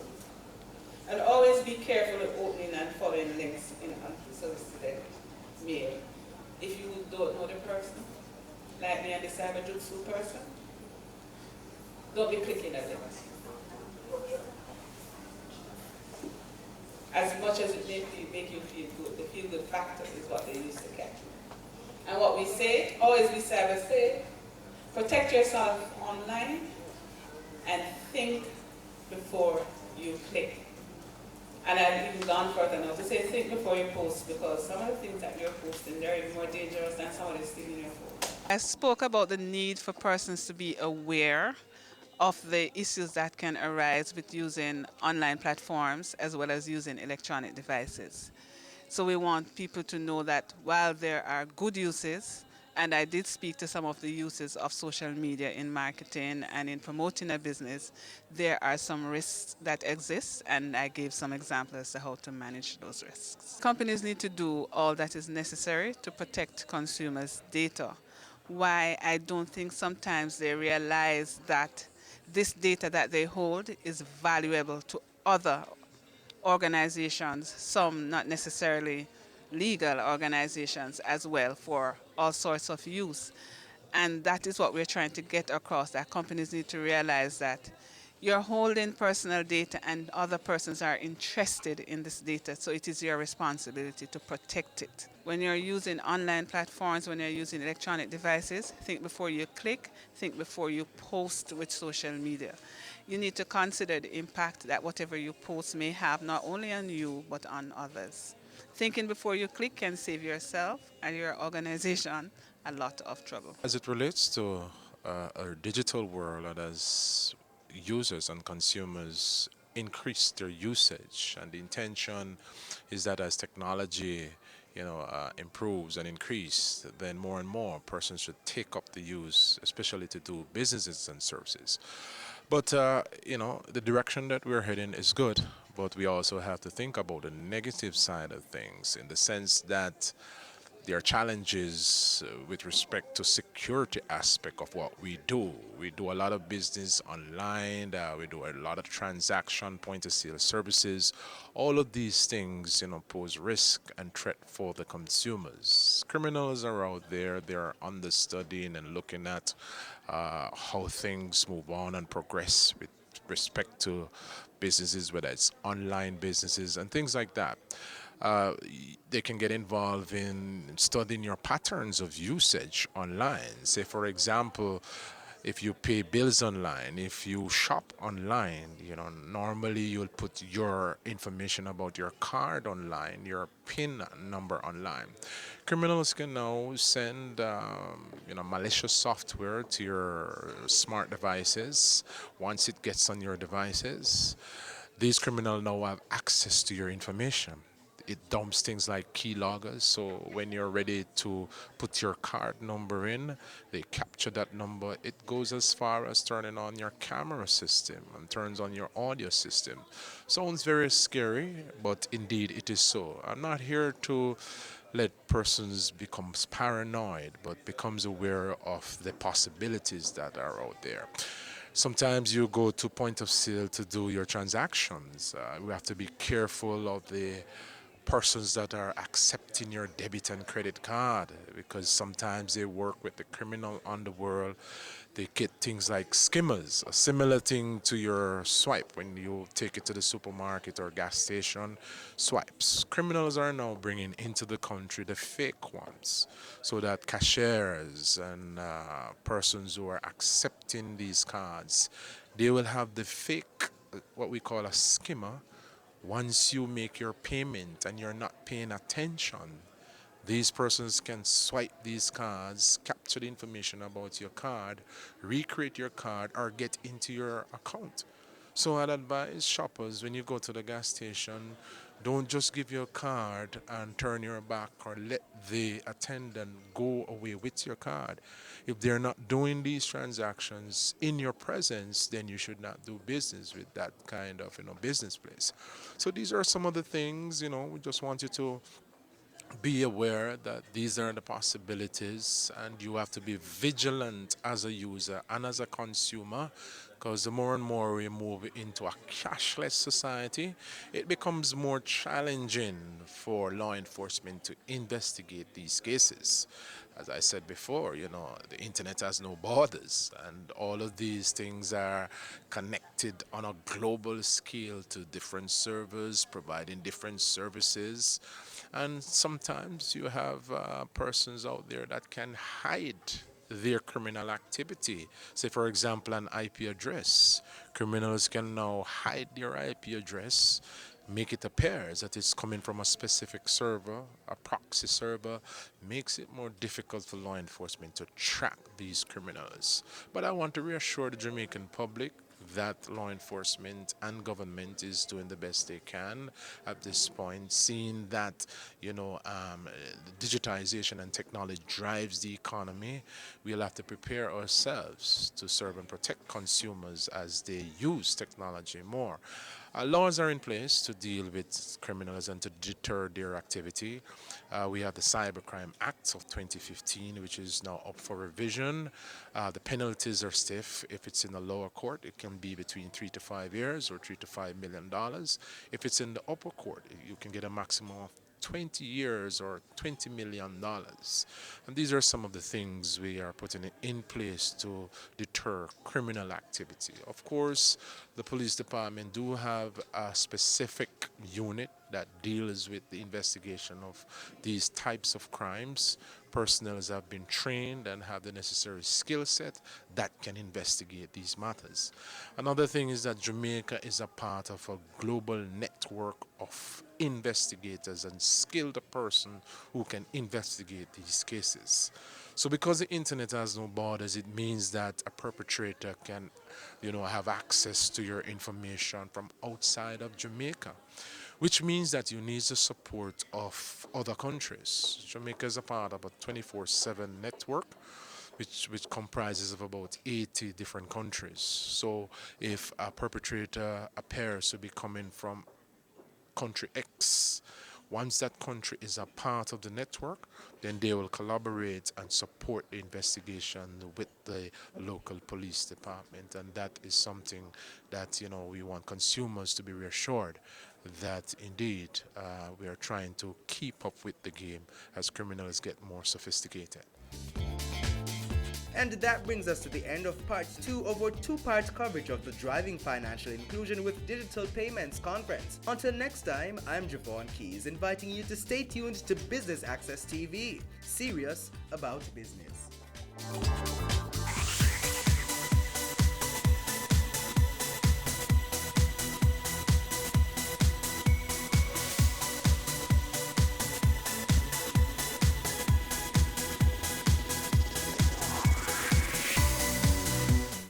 M&A Strategy and Advisory. Are you planning for a merger or acquisition? M&A transaction. The decision to embark upon an M&A transaction is not one to be taken lightly. Whether pursuing a merger or acquisition, or considering a disposal or divestiture, the complexities of an M&A transaction require careful planning and execution. Clients can depend on our specialist teams to lead or support transactions requiring specific expertise on issues including business modeling, fast-track M&A, economic consulting, and government public sector advice. With deep experience, knowledge, and tools, Dodge & Global can meet stakeholder targets and expectations. Dodge & Global consulting teams can help you make smarter, more effective decisions. Let's have a conversation. Contact us at email info@dodgen.global. Website https://dodgen.global.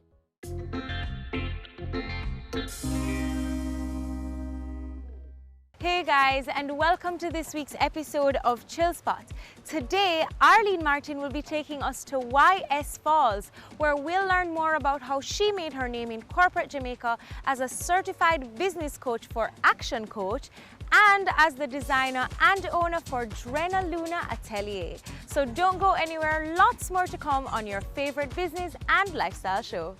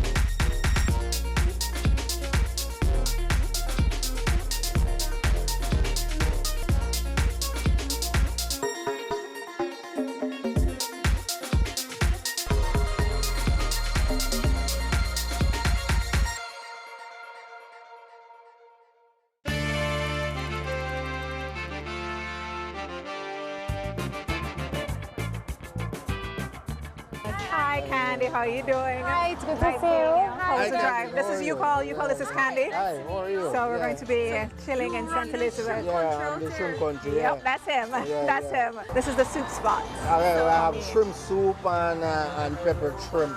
You understand? And if you pass with your family and you have a special order, you can just sit around the back just like Oh, what just like here? from the stage, Okay. around the back, relaxing, having their soup. Definitely having some soup before we head down to YS. So excuse me, you guys. All right, we'll see you. We'll see you. So how was your drive down? It was good. How was yours? It was pretty good, as normally is. So talk to us about YS Falls and why it's your chill spot. Well, I have different chill spots across the country every year. I have a target list of places in Jamaica that I want to go to. That's Either really new cool. places, yeah, or places that I haven't been in a while. So it's been maybe 15 years since YS tried last year. By the time we got here, it was raining. So I had to make up. So I got back on the list for this year. This is the trip for this year. So this is one of my 6 trips for this year. Try to do something, yeah, at least once every other month. So I get out of Kingston. What are we going to be doing when we get there? Well, definitely want to just relax, do the falls, and then maybe do a little zip line. So you actually can climb the falls at YS? It's not climbing like Duns River Falls at all. So it's a nice experience. You have to take a little ride up there. But as I say, it's been a while, so it's re-experiencing it. Right. But I'm open to it feeling like new again. And then there's a zip line. Yeah, that's new. I hadn't done that before, so that's going to be So that's going to be new. It's a new experience, new adventure. And that's what Jamaica is about, right? The irony of this program is that I don't like to do all of these things, and I always have to do them. But you see, how do you feel when you do it? You're really No, happy, no, right? it's invigorating and just amazing. So that's what's So, going to happen yeah. today then. All right, well. All right, let's go. I'm ready. So shrimp first though, right? Yes. So shrimp for you, soup for me. Gonna be ordering. I want shrimp. I'm just going to have a cup of soup.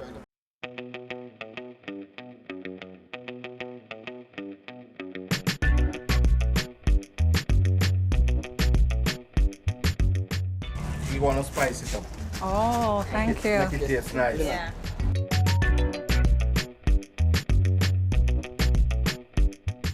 Thank you. Thank you very much. All right. You're welcome. Thanks, you call. Okay, then. All right, bye.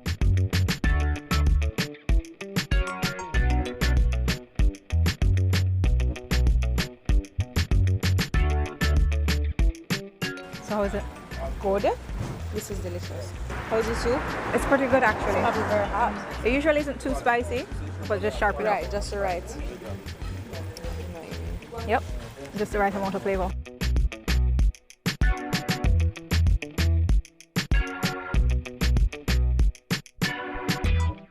So let me not eat all of this now. Let me save some let's for save later. some. But we're off to YS now. Yeah, let's head to YS now. All right.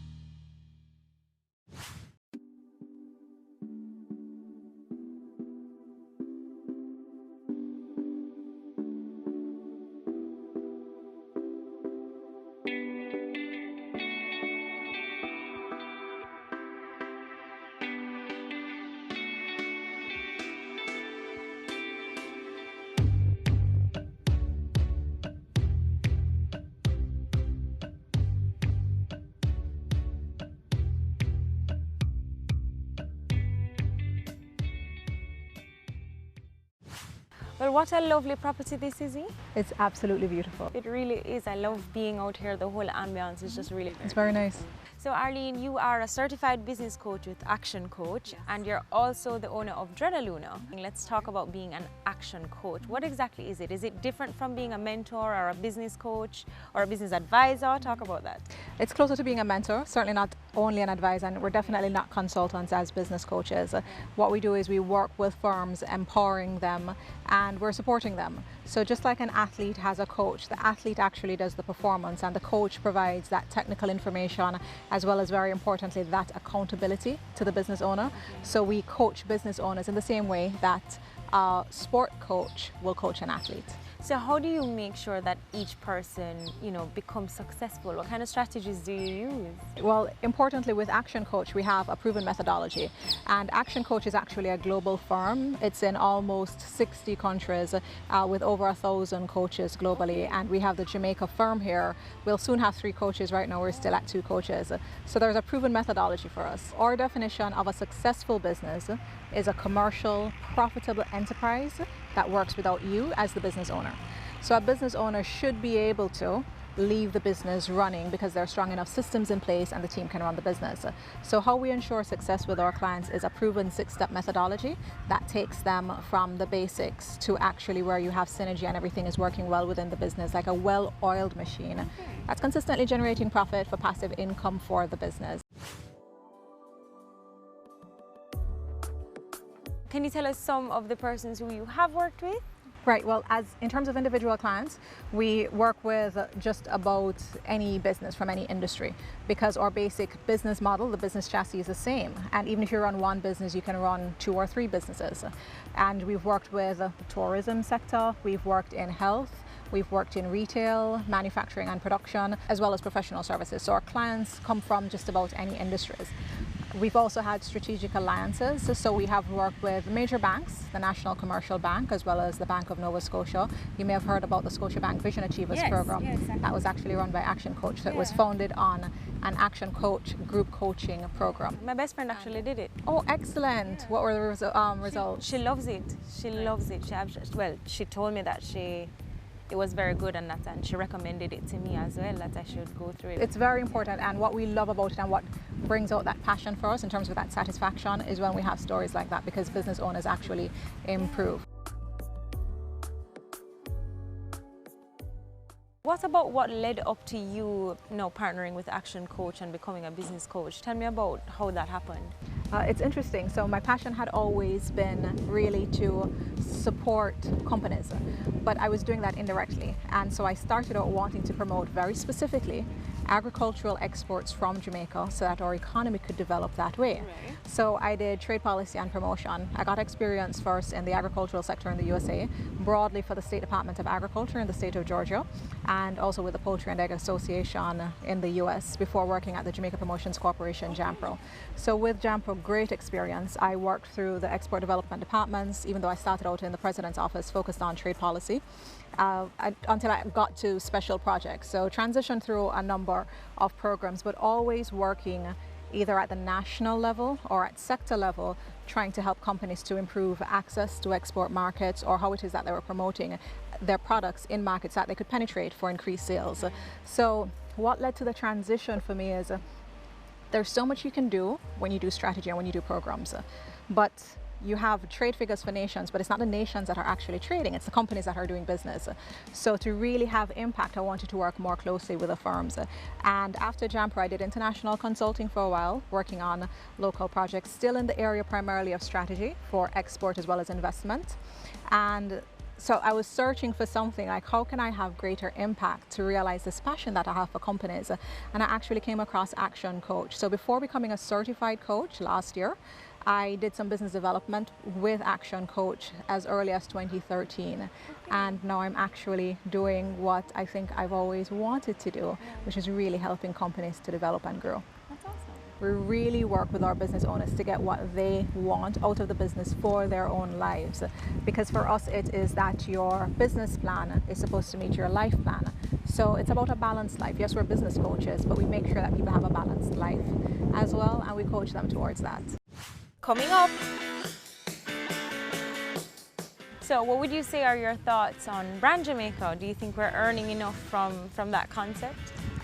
We have a significant potential with Brand Jamaica. In terms of the extent to which we are there, like optimizing it, I'm not sure if we're even at 10%.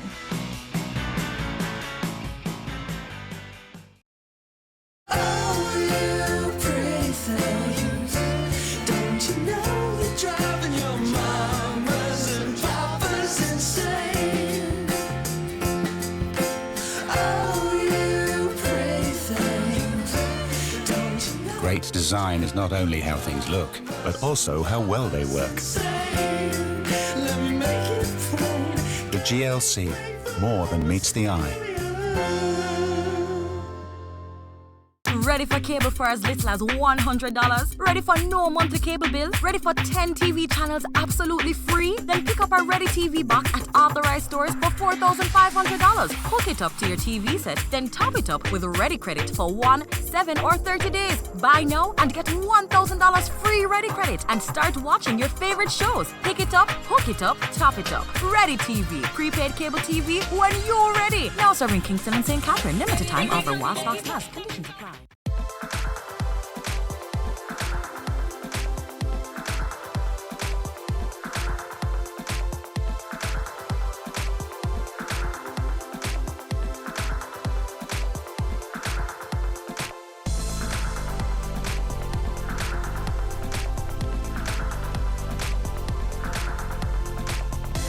We're going to move now into your other life. Yes, my other life. I have two, at least two businesses, two on the business side. So you're the owner and designer for Drena Luna. So talk to us about that brand. Okay, so Drena Luna is women's wear, primarily focused on dressing the confident woman who's always comfortable.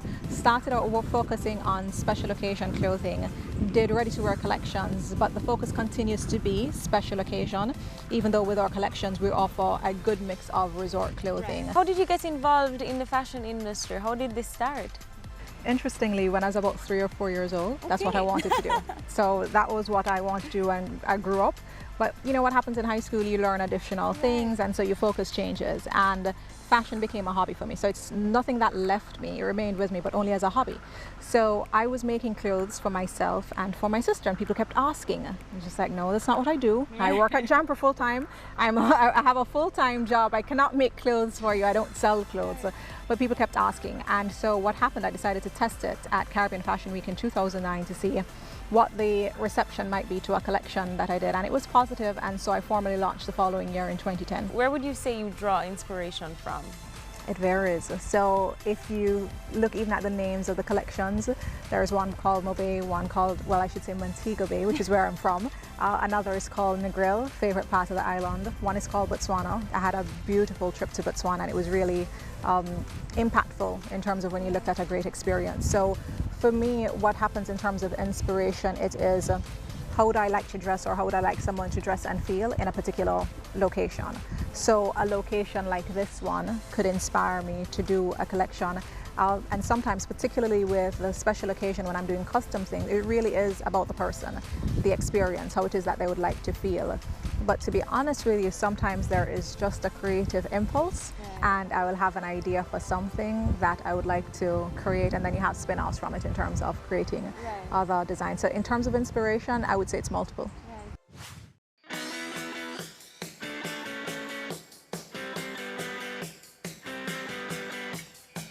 And what would you say has been the highlight of your Drena Luna side? Wow, it's always, as I say, humbling almost when you receive an invitation as a Jamaican designer, and particularly in some instances being the only Jamaican designer invited to participate in a trade show or in a fashion show event, and that's happened maybe about 3 times. And so in terms of a highlight to be recognized like that is always very nice. So what would you say are your thoughts on Brand Jamaica? Do you think we're earning enough from that concept? We have a significant potential with Brand Jamaica. In terms of the extent to which we are there, like optimizing it, I'm not sure if we're even at 10%. And this is not only in the area of fashion, but this is in all of the content that we have, the stories, the history behind a place like this, or sport, or music, the culture, everything that makes up the country. And I think that what we need to do is to embrace it more as Jamaicans, and to realize how it is that we can capitalize on it in terms of monetizing it.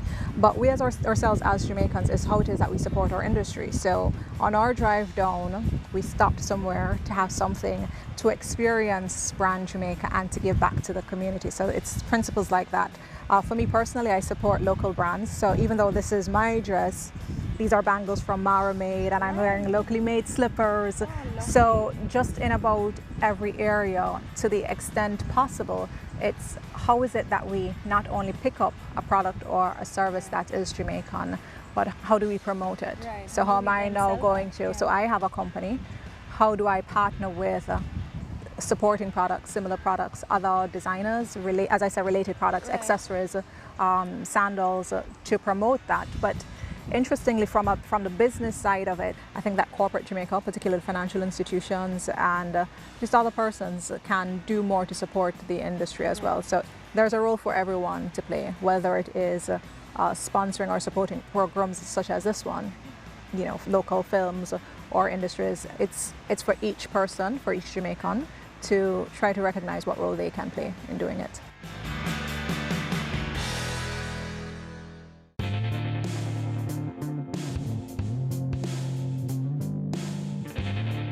What would you say drives you to succeed? What drives me is really wanting to give back. Your life is your own and you should live fully. I don't know if you've heard the quote, live fully, die empty. That's something that I strive towards, but I really want to give back, and the more I do, the more I acquire, the more I'm going to be able to give. Do you have any other professional pursuits?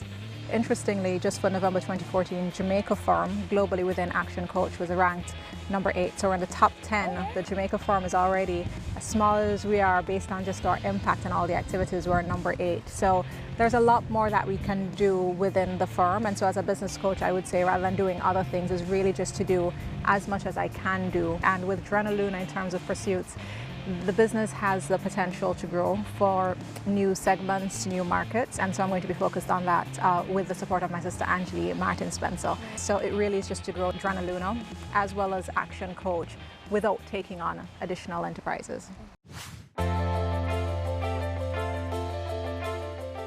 What's one tip that you would give people about making their passion their paycheck? Because you've done that and done it so well. It really is a matter of following your purpose. What is your purpose? What is your why? And if that is what your passion is, then you really ought to pursue it. But sometimes for some people, it is a matter of the paycheck is the means to their passion. Right. So it's not for everyone that your passion is going to be your paycheck, but your paycheck can contribute to your passion. So the tip is, which is it for you? And then whatever decision you take is to pursue that one 100%. Well, thanks for that tip, Arlene. I think I'm actually gonna use that one the most. But now it's time to zipline. Zipline, all right. Let's go. Let's go.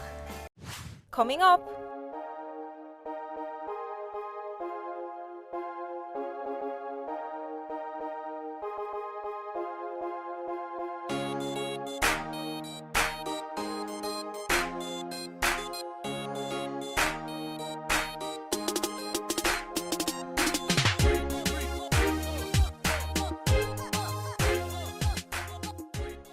Do you want more experience from your SUV? Introducing the 2020 Nissan X-Trail with leading-edge technology, intelligent ride and chassis control, a round view monitor, and Hill Start Assist for confidence behind the wheel, plus auto headlights and panoramic sunroof. Drive the SUV with more experience. The Nissan X-Trail, available today at Fidelity Motors. I'm Usain Bolt, the fastest man in the world, and you're watching Business Access.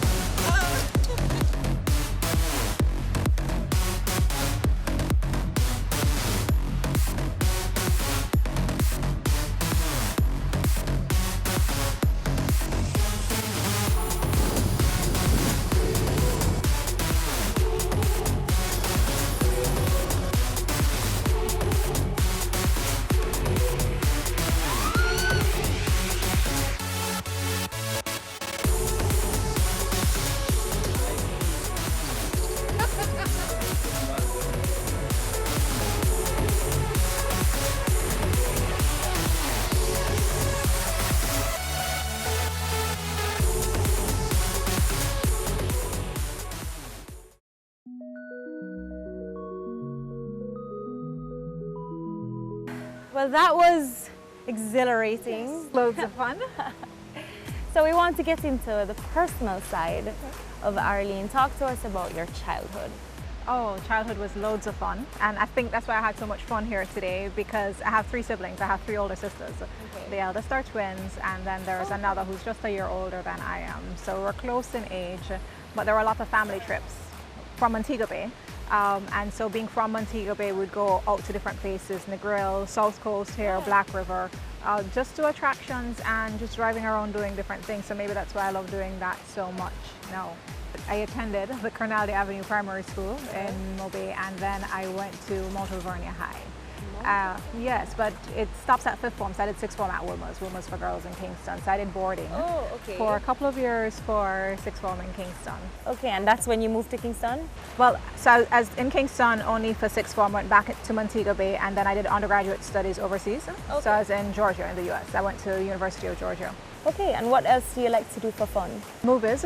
That's one of the things I really like doing, and I hang out with family a lot. Right, I was just about to ask. We talk about family quite a bit. All right, now talk to us about your bucket list. I know you had kind of mentioned that you try to do 6 things in Jamaica every year. What have you checked off and what's left to go? What I'd like to do next for Jamaica is the Pelican Bar. I still haven't been, so that's one of the things that I'd really like to do. I'm a huge fan of Bob Marley, and I still haven't been to 9 Miles. I think it's about, yes. I mean, I passed it, but I've never been. Well, I just discovered exactly where it is last year. So that's something that I definitely want to do. So I think the only thing left for us to do here is to actually swim, because we haven't done that yet. We haven't touched the actual YS River. Right, so we're going to do that. And then after that, we're going to Morris. Oh, so we're going to make to get one stop. Just one stop before we head back into Kingston. All right. So let's go swim.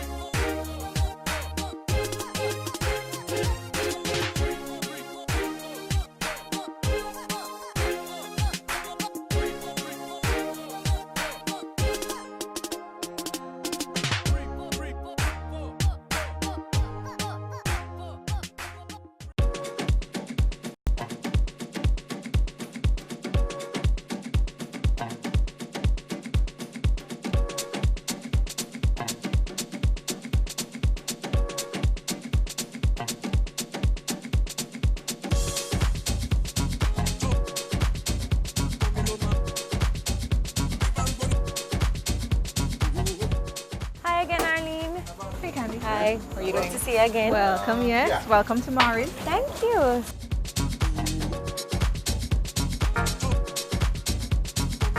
All right, so tell me why you like Morris. Well, you know, jerk is a Jamaican thing, and on the South Coast run, it's a good stop. And the location is good because it's nice and in between, because we're usually St. Elizabeth coming in, and the food is great.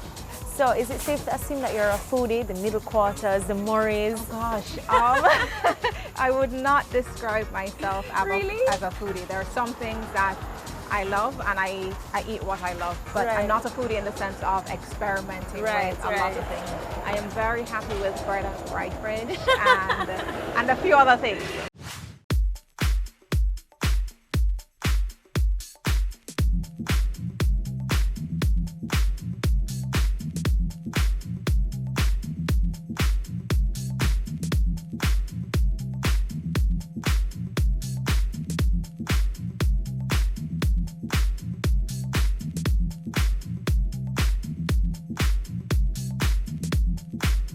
Well, Arlene, what can I say about today? It has been nothing short of fun and delicious, I think. Should be the word. From the shrimp to the excursion at YS, to the zip lining, to the swim, the nice relaxing swim, and now here at Morris. I just want to say thank you for coming on the show and for sharing your chill spot with us.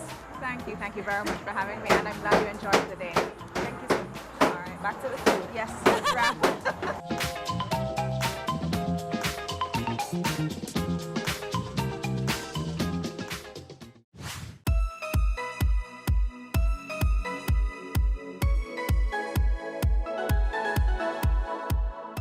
Elizabeth is known as the breadbasket of Jamaica, but clearly this parish has much more to offer, as we have seen today here at YS Falls. Thanks, of course, to Arlene Martin for sharing her awesome chill spot with us. And remember to tune in next time, same place for more Chill Spot. Until then, I'm Candy, signing out. Bye. I should say Neville, remember the son. I want to pick on Neville today. It's Nigel. Sorry, Nigel. And what did I tell you about saying action? You said 3-2-Q. I heard you.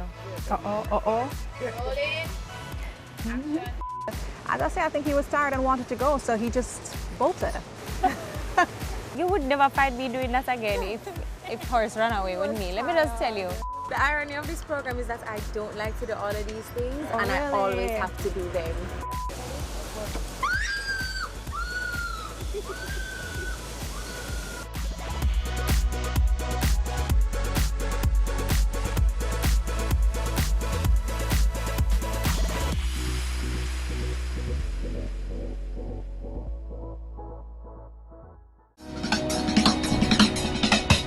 Cameo brings the creative industries to life,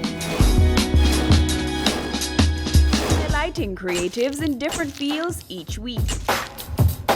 Art. My life surrounds art. I breathe, I eat art. Fashion.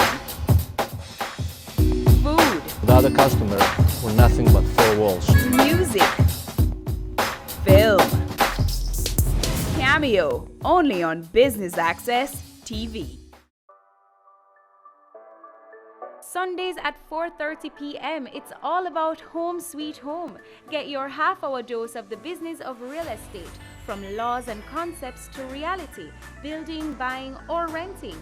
Or what about trends in decor or renovations? Home Sweet Home will keep you up to date.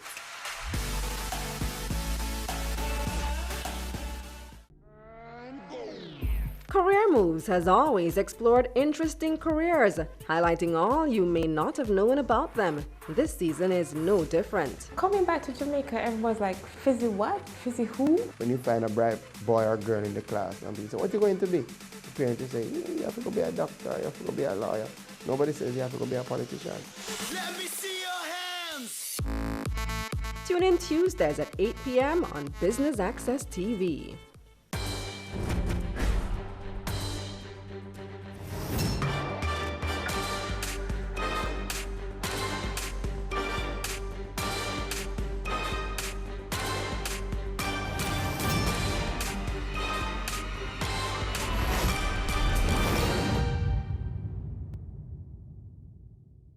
The eyebrows shape the human face and give definition to one's eyes and forehead. Since the growth of the makeup industry, people spend more time getting it right. This week we look at eyebrows, not just how to get them on fleek, but also how to take care of them.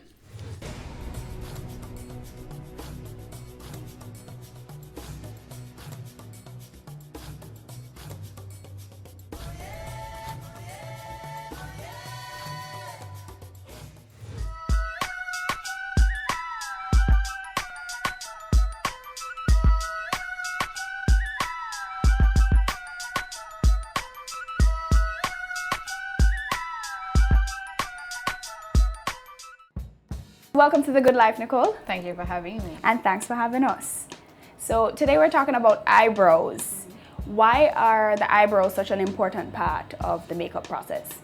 Well, the eyebrows help to frame the face. So you find sometimes if the eyebrow is off, it tends to alter the shape of the face. It's good to have them looking like sisters or not twins. Sometimes, there's hair missing, or, people go to the barber or the salon and they tend to mess it up. When doing eyebrows, what issues usually come to the forefront? Or what issues do customers usually come in with? The biggest issue is thin eyebrows. I find that persons who go to the barber, they tend to thin out the eyebrows, and that's not a trend right now. The trend now is to have full, thick eyebrows. Right. So that is the main issue.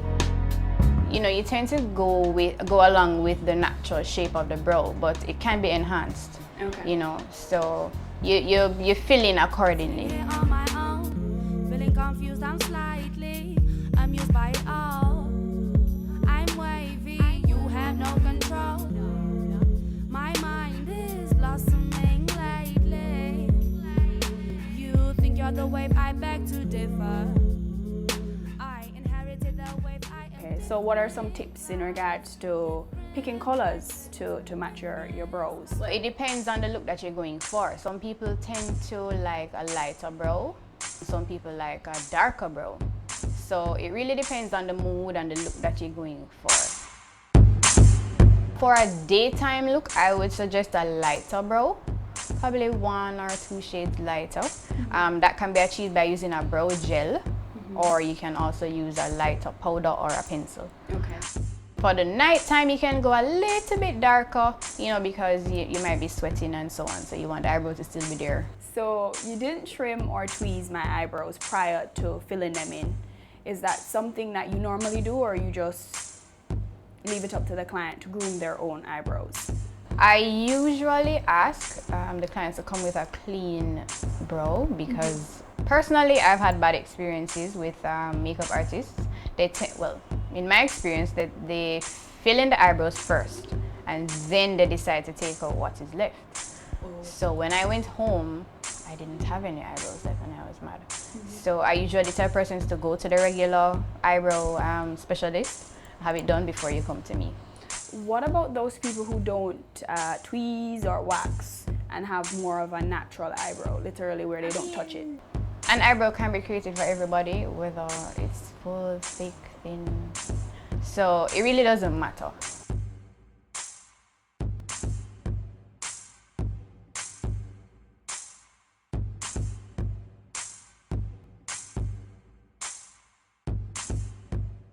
Talk to us about the steps when, you know, filling in and highlighting your eyebrows. How do you go about doing that? Okay, first, I tend to analyze the brow to see where it needs filling in and how I'm going to approach it, if I'm going to use a powder or if I'm going to use a gel. So for Amita, she has thick brows. So first we start to comb through. We comb upwards and then we go across. And then the angle brush, and we use it with a powder. And we started to fill in the areas that needed powder. Following the natural arch right through. Adding a little tail because at the end here she doesn't have a lot of hair, so we just added a little tail to finish it off. Sometimes if you use a powder or the pencil, sometimes too much product comes off. So what we use is a spoolie to just brush through, just to ensure that everything is even.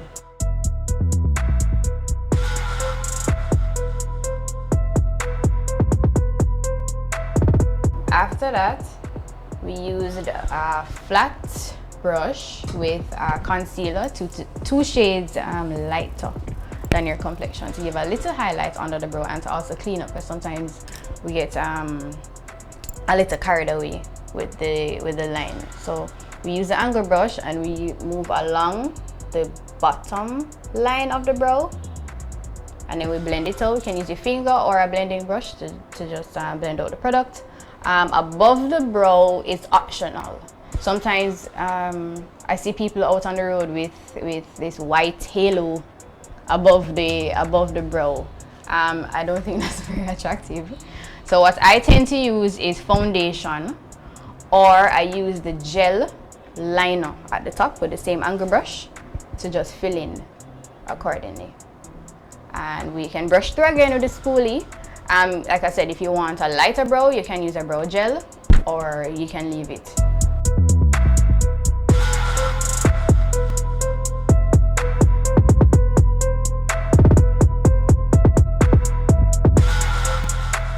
So it seems like, you know, there are a few steps involved and a few different products. How time consuming is, you know, doing your eyebrows?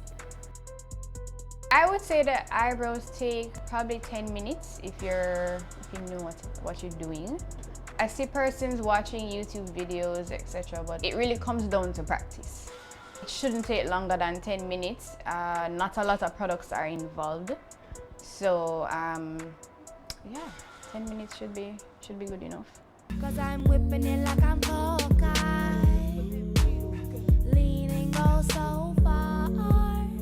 I'm over the limit, can't stop it, I'm soaring, I'm leaning up, laughing, I'm going under cause Well, that's one technique to get your eyebrows on fleek. When we come back, we will check out another growing eyebrow trend.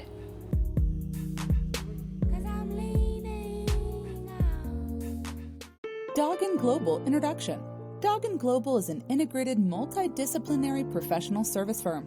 We are integrated as one firm and provide several professional services, including audit, accounting, tax, IT, risk, HR, performance, M&A, corporate recovery, and other advisory services. The firm is organized in several professional service units, which includes Doggin Auditors, Doggin Advisors, Doggin Legal, Doggin Finance, Doggin HR Solutions, Doggin Tech Solutions, Doggin Media, Doggin Corporate Secretarial. If you are interested in any of our services, please contact us for a free quote. Email info@doggin.global. Website doggin.global. It's season 12, and Wealth Magazine Business Access is here to keep you business savvy. With an impressive mix of some of Jamaica's most inspiring business moguls, we continue to keep Jamaica informed, empowered, and ready to dominate. Tune in Sundays at 5 p.m. only on BATV. You're watching Business Access. Business Access. Business Access. Business Access TV. Serious about business.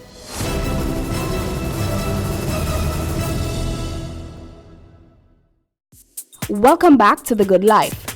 Well-groomed eyebrows can work wonders to the face. Here are some interesting facts on how to take care of them. It's the slowest growing hair on the human body.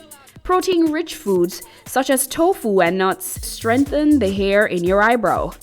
Washing the face with warm water after tweezing is not advised, especially if you have thin eyebrows, as hair follicles might loosen and fall out. We've already looked at using makeup for the brows on fleek effect. Now check out another new and effective trend for eyebrows. I'm Tali Davis. I'm a licensed esthetician and the owner of The Lash Studio.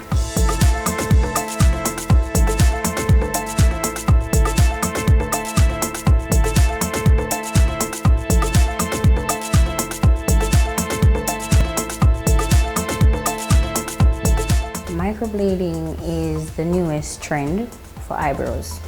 It involves using a pen-like device dipped in ink and then stroked into the skin. So you create hair-like strokes into the skin. With the tattoo, the normal tattoo, they use a machine. They just do one thing. It's like one line in the brow. And by the time you're finished, it's like a dark mass on the eyebrow. But with the microblading, it looks so natural. You can't tell which is your hair or which is strokes that were made into the skin. The microblading lasts 12 to 18 months.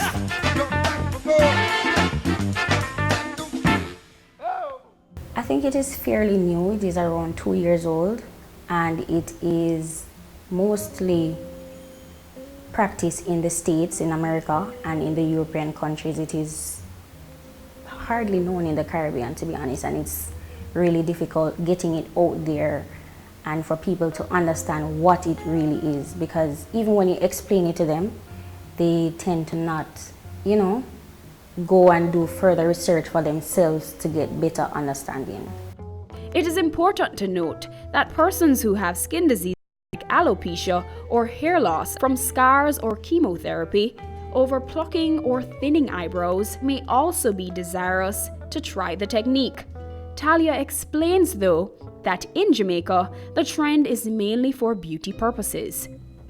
One would desire to do microblading when they have, for example, they want a little more arched their brows. And for those who want to fully reconstruct their brows, like they're totally unhappy with the way it is. For those who have gaps in their brows, they can cover it with microblading as well, so it looks really natural. And for those who just don't have the time to get up every morning and draw on the brows with pencil or filling it with brow powder, It is best for the people who aren't really in tune with the whole makeup thing. The best advantage of getting your brows microbladed is that you wake up every morning feeling beautiful. You don't have to do anything.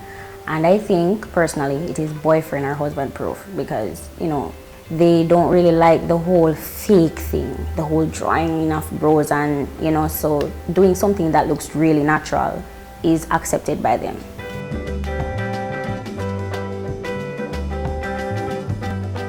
Doing the procedure, sometimes it does get a bit painful. Even though the person is numbed at least 30 minutes before the procedure, it will get a little painful for the client. And he or she, they don't want to do it anymore, because I've had a client once who came in and I did like 3 strokes in her brows, and she said that she can't manage it. I'm like, you just need to relax. It's gonna look great because the strokes look so great on her skin already. And she was like, no, she can't do this, and she have to go and check with her dermatologist if it's right for her. And I think having patience is one of the biggest things for me. And then it is having the whole artsy thing. You have to know how to draw the strokes. Like, not everybody, I have seen other microblading pictures and the strokes aren't natural looking. Even though you have the pen and you know that the stroke shouldn't be too long and shouldn't be too short, some people just still don't know how to draw strokes to make them look natural.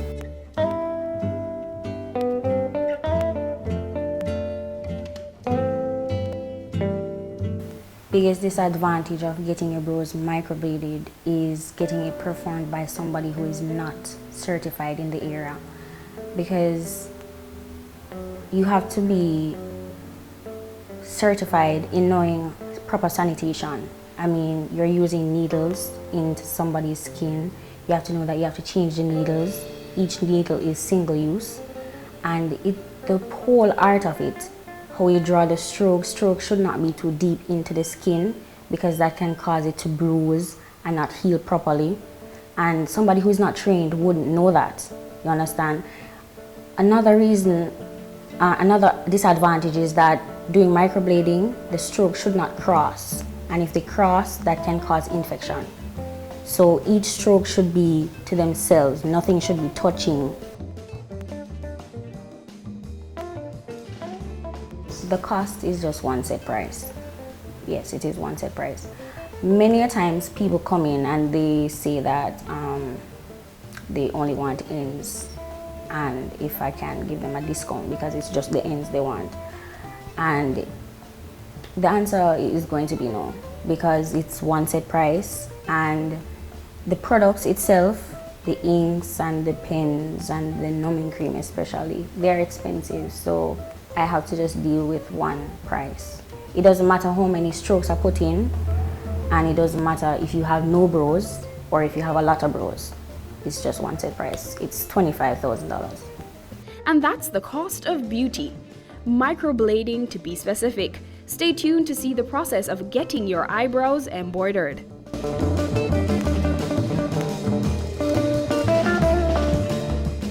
Your business matters. Business Access TV offers you the most innovative and effective advertising solution for your business, specializing in B2B sales, cost-effective solutions, the customers you want, the repetition you need. No matter the size and nature of your company, your business matters. Call us at 876-618-2870 or email us at sales@batvja.com. Business Access TV, serious about business. Career Moves has always explored interesting careers, highlighting all you may not have known about them. This season is no different. Coming back to Jamaica, everyone's like, fizzy what? Fizzy who? When you find a bright boy or girl in the class and people say, what are you going to be? The parents will say, you have to go be a doctor, you have to go be a lawyer.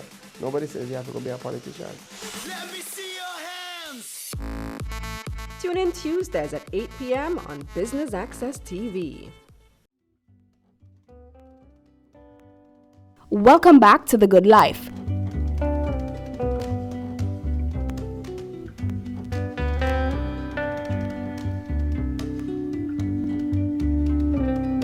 When a person calls for a microblading appointment, I usually do follow-up questions. I ask if they're pregnant, because pregnant ladies are not suitable for this procedure. I ask if they have keloid skin, because keloid skin bruise easily. I usually ask if they're using any blood thinners, example aspirin, because aspirin allows the blood to run more easily. And I usually advise them about the pain that they may feel as well, because it's not guaranteed that you won't feel no pain at all. And I let them know that this is a procedure where the results are semi-permanent and next week it won't go away. So if it's a case where I do the procedure and you don't like it, then you will have to wait at least 6 months before it really starts to fade. Even though I've never done a client and they don't like their brows. All my clients love their brows. First 30 minutes they're numbed with one numbing cream, and then after the first numbing they're numbed a second time with another numbing cream. And the numbing creams are usually really expensive. During the procedure, equipments that are used are the stainless steel pen, and the pen is about this tall, long, and there are needles at the end. So the needles are in a straight line, they're really small. And I use the inks. The inks are organic inks. It doesn't necessarily mean that plants are used to make these inks. It just means that the chemicals, the products that are used in it aren't as strong as the ones that are used to do normal tattoos. And the ink is one of the reasons why it is not considered to be permanent, because the ink is organic. So after a while it fades, and using the needles, the needle isn't pressed too deeply into the skin, so that is why it fades as well. Now that I've told you a few important things that you need to know about microblading, let's have a look at the procedure.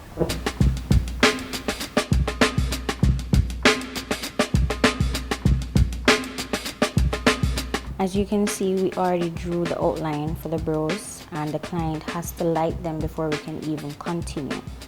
So this is the shape that she says that she likes. Little arch and nice and full. They won't be this full though, but this is basically the outline that we're working with today. Are you ready, Jody? I'm going to make one stroke, right?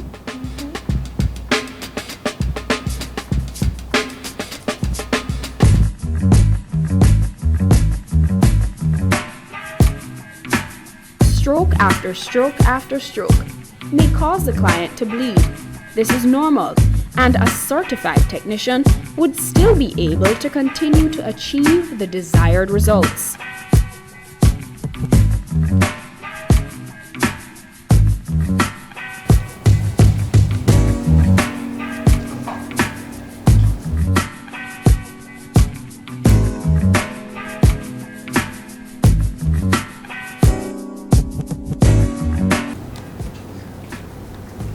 So as you can see, these are the strokes that were created in our skin. Natural looking.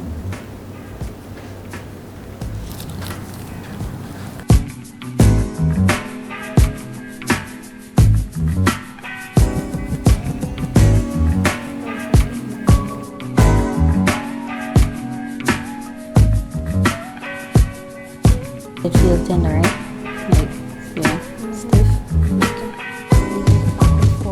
Helps with the tenderness. And it's good with healing, but it's not really, doesn't work well with the ink for everyday use.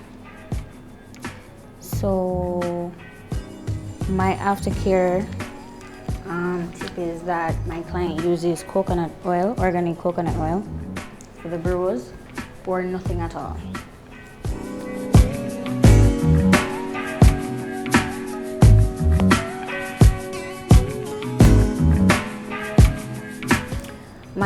aftercare tip for my clients is that they try not to pencil their brows until a week later, and to use raw organic coconut oil.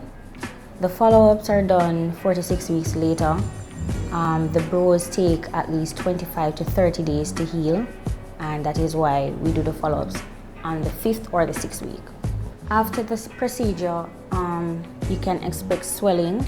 For some persons, it depends on the skin type, or you can see redness, and it lasts like an hour to 2 hours after the procedure. After the brows are done, they're yours, and you can take a picture, a selfie at the same time. Clients usually see scalping at least a week after, and many call and say, oh, it's healing, but when the scalps are coming off, it looks like it's fading. It usually fades at that time, but it will get brighter as the weeks go by. As I've said, the cost for microblading is $25,000, and as you can see, I use inks, I use stainless steel pen. The inks are usually $40 to $60 US or euro as well, and the numbing cream is from $80 to $100 US, and I have to get a big one and a small one. So the small ones are $80, and the bigger numbing cream will come up to like $120 or so. The cost is justifiable. The products aren't sold in Jamaica. We have to order them online, and then shipping is a next cost as well. So I think it's reasonable. It's very reasonable, because in the States, the cost for microblading is like $800 to $1,000 US, and in Jamaica it's $25,000. And we are using the same products as the pro microbladers in the States and in the European countries, and getting the same results as well. Yes. The procedure wasn't that bad, honestly. There was a little pain. The most is like hearing it being done, so then you get frightened within. You say like, okay, yes, it's being done, but it really wasn't that bad. Now I don't have to buy pencils and concealers and tweezers and all those stuff to like keep it on point. So now I just have to wake up, put a little powder and go.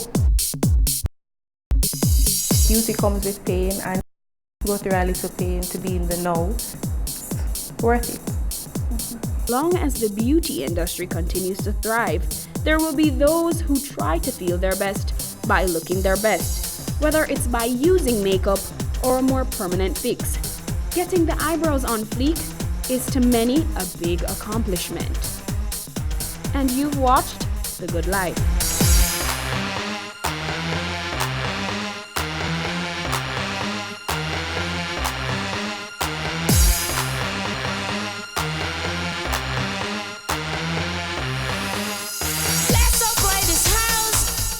Now presenting the Jamaica Social Investment Fund ICDP Enterprise Development Project. Entrepreneurial Grant Business Pitch. This project is a $100 million grant that's seeking to target 50 small and micro business enterprises and give them training, capacity development, equipment, permits and license towards the development and the viability of their business. We have made a call for proposal in March of this year for entrepreneurs to submit for the opportunity to receive a grant between $1 and $5 million. We received more than 500 applications, and so we have now shortlisted them to 100.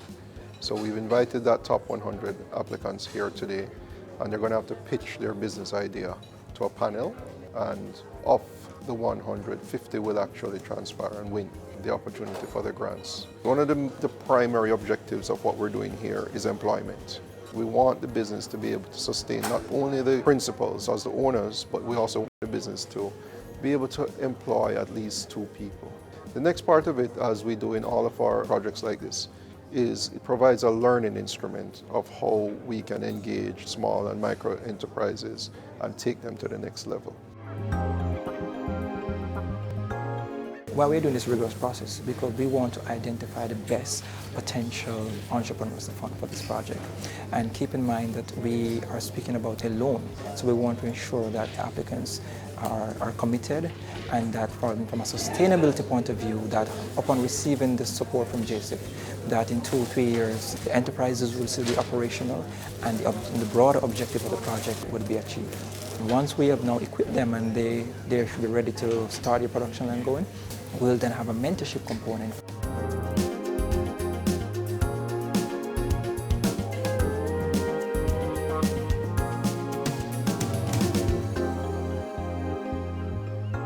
It has been a very competitive process. Jamaica is filled with persons with drive and passion. We're expecting that the best will be selected, and then for those who are not successful, we are also hoping to link them to other providers of services, because I'm telling you today, from what I've seen, it is an excellent opportunity.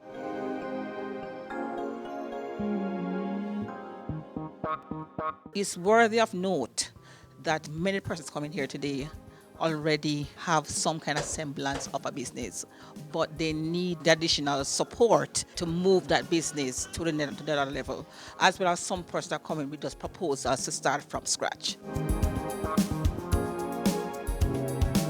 On behalf of the JSIF, we want to really thank the DBJ and other partners from UWI who came to be part of the panel, and just to remind you that the JSIF is here and we're investing for community development.